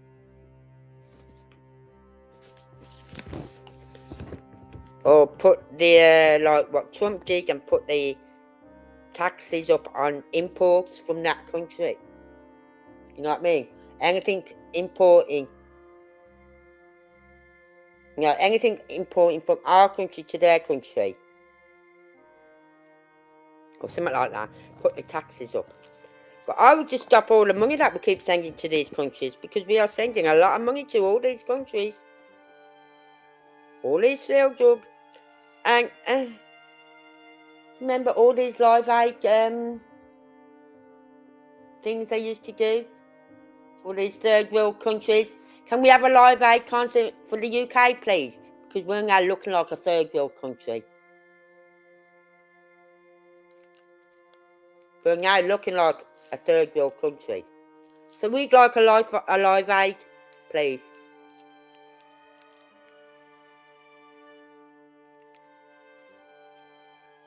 So,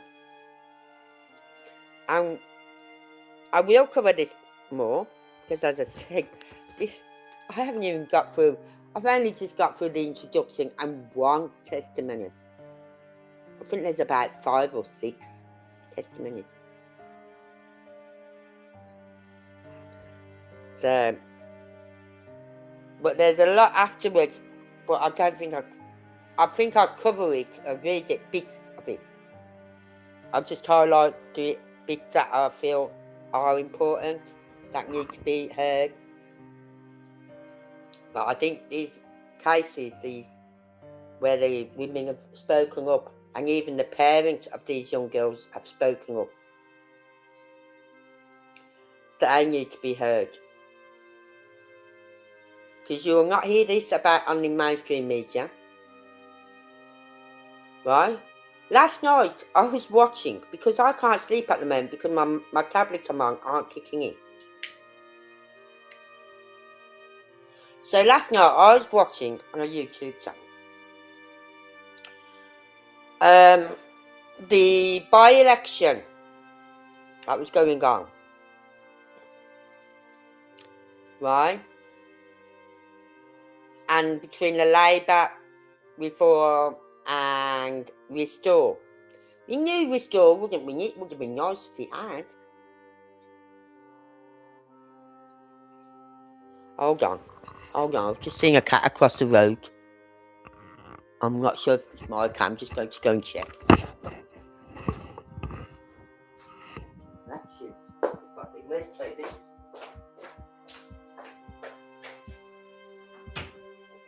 Where's Toby? Where's Toby? Hold on, everyone.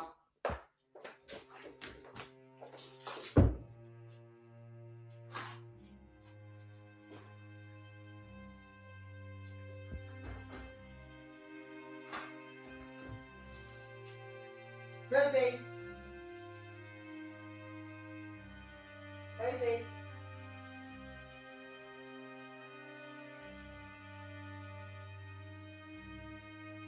Toby, come on home. Come on, baby. Toby.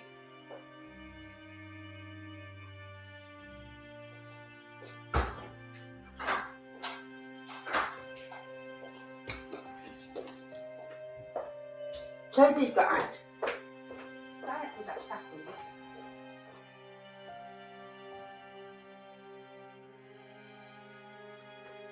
Toby. Toby.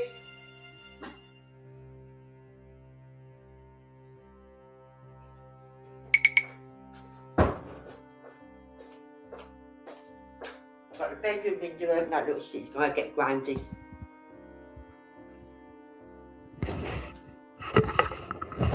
No, I've seen a cat then walking across the neighbour's garden over the road. I thought, that looks like Toby. Then I looked round thinking Toby was on the sofa, and it isn't. Bobby's on the sofa. So I'm thinking, where's Toby? Oh no, Toby's in. He's on my fucking chair.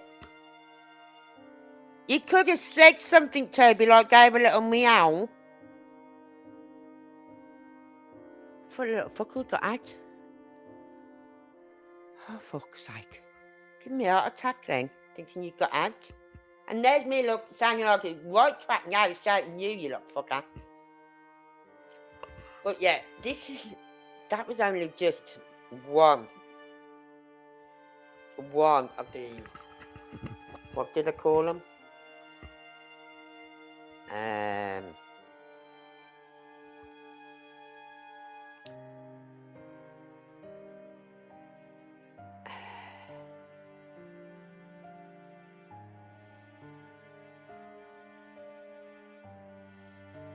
Testimonies. And that went from page 19, page 18, I'd say. Page 18.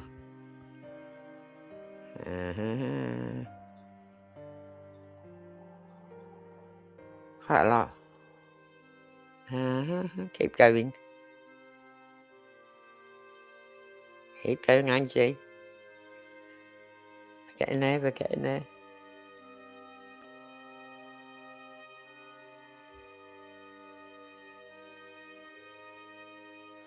God. On page 27, and we still haven't finished her testimony.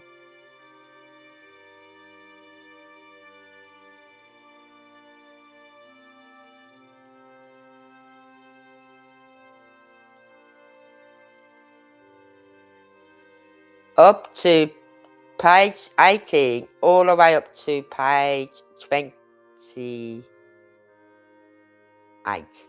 10 pages her testimony was. 10 freaking pages. And we have got, I don't know if it tells you how many at the beginning.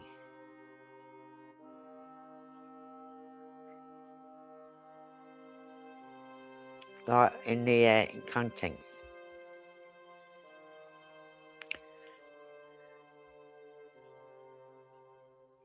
I put it right, it starts from page 18, the victim testimonies do. And it goes right up to page 100. That's how many testimonies they've got. They've got quite a few testimonies. It doesn't say how many they've got, but they've got quite a few. It takes you right up to page 100. And that's before. And that's just the testimonies. Then you got the whistleblower testimony. Then I was just into the demographics and culture part. But there are 219 pages of this. 219 pages. As I said, this is just the tip of the iceberg. We've had inquiries all the time on these rape gangs. And they came up and said, this is what needs to be done. Bum, bum, bum, bum, bum. But nothing ever gets done. Nothing. And they only look at one area. Right? One area, like Telford or places like that. One area. This one is looking at the whole of the UK. Scotland, England, Wales, Ireland, Northern Ireland.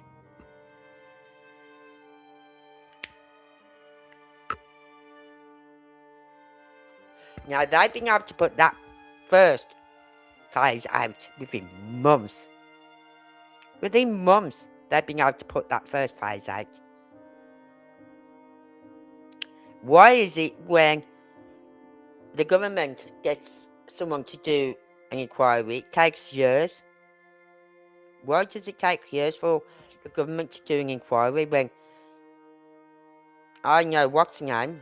Rupert Lowe only started it, was it this year? I think he only started crowdfunding for it this year.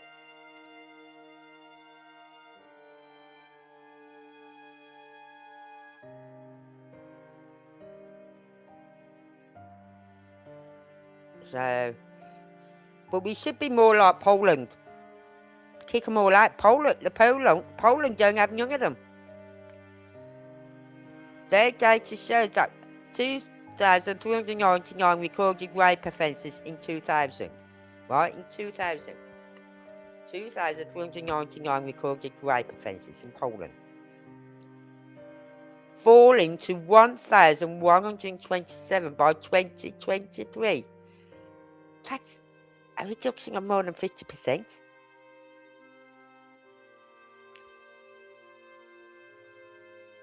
Three rapes, it works out at a rate of around 3 rapes per every 100,000 residents. Compared with 100 per 100,000 in the United Kingdom. So we really got to do something about it, because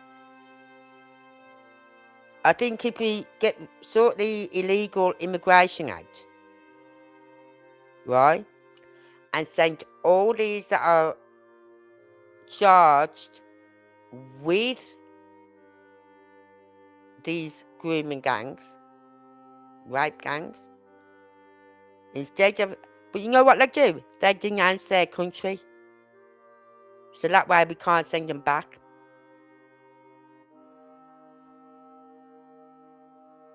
They denounce their country, so we can't send them back.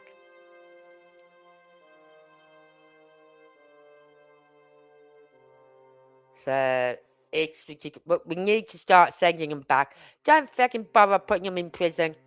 Just put them on a plane, get them out. Simple as. Get them out. Because they only do a few years at the most. They'll only do a few years.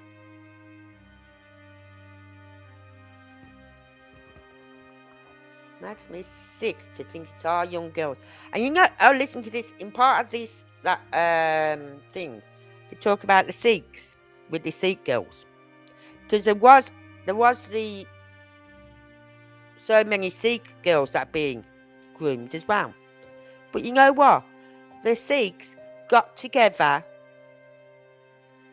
and formed a coalition to stop the Pakistanis getting to their girls, yeah? But we can't do that. Oh, silly me, we've got the police, haven't we? Oh, silly me, yes. We've got the police to do that for us. They're not doing it. But they're allowed to have their own people, organisation put together to stop this. But we can't get our own group of men together to stop this. If we did that, they'd be calling us racist. We got our own group of men together in every town to stop all this going on, yeah? They'd all be called racist. But the Sikhs are allowed to do it.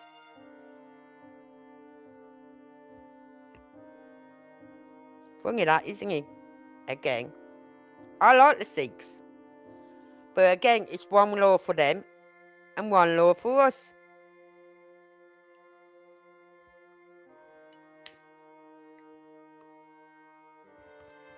Anyway, I'm going to leave it there, everyone, and call it a night.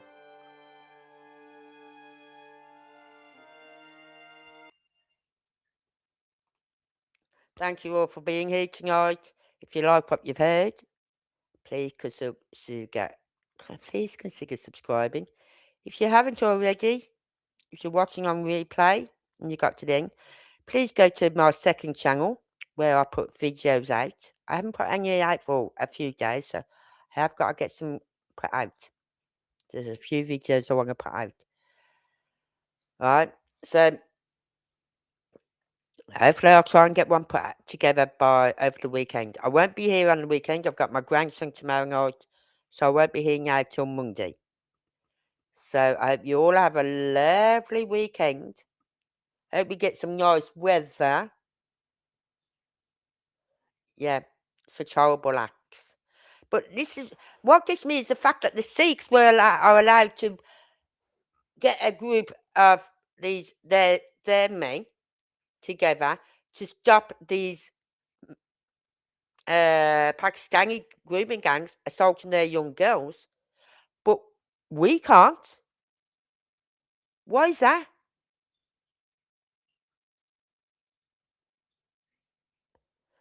You're welcome, Anne. I hope your husband's feeling better. Well, I'll be talking about this on Monday night as well, but I'll make sure I've edited everything out that I want to mention. Okay? Anyway, the link for this will be in the description when I upload it tomorrow. So if you want to go through that 200 odd pages yourself, you can do. And I will see you all on Monday. So until then, have a lovely weekend and stay safe. I don't ever slow up, no I don't take shit. I got no love for the fakeness. If you wanna play tough and wanna hate this, I'll always show up. I don't ever slow up, no I don't take shit. I got no love for the fakeness. If you wanna play tough and wanna hate this, I'll always show up and make a statement. I don't ever slow up, no I don't take shit. I got no love for the fakeness. If you wanna play tough and wanna hate this, I'll always show up and make a statement. Everything I do so instinctive and so passionate. Every word I move so descriptive like an adjective. I got a vendetta against people who patented being negative when you should be getting after it. I got facts over tracks, this and that. Spitting slow, spitting fast. I could roast, I could gas. Think I'm okay at last, but I don't know if that can erase all the past. And the pettiness, a reflection of the emptiness. Hilarious, you think you're worth my time, you're delirious. Mysterious, because you hide behind a fake exterior. Inferior, you know I'll always be a bit superior. Get off of me, this ain't no humble brag. I want you to hear words, you can say them back. I want you to feel free from the chains that last, and to believe in what you got, it was built to last.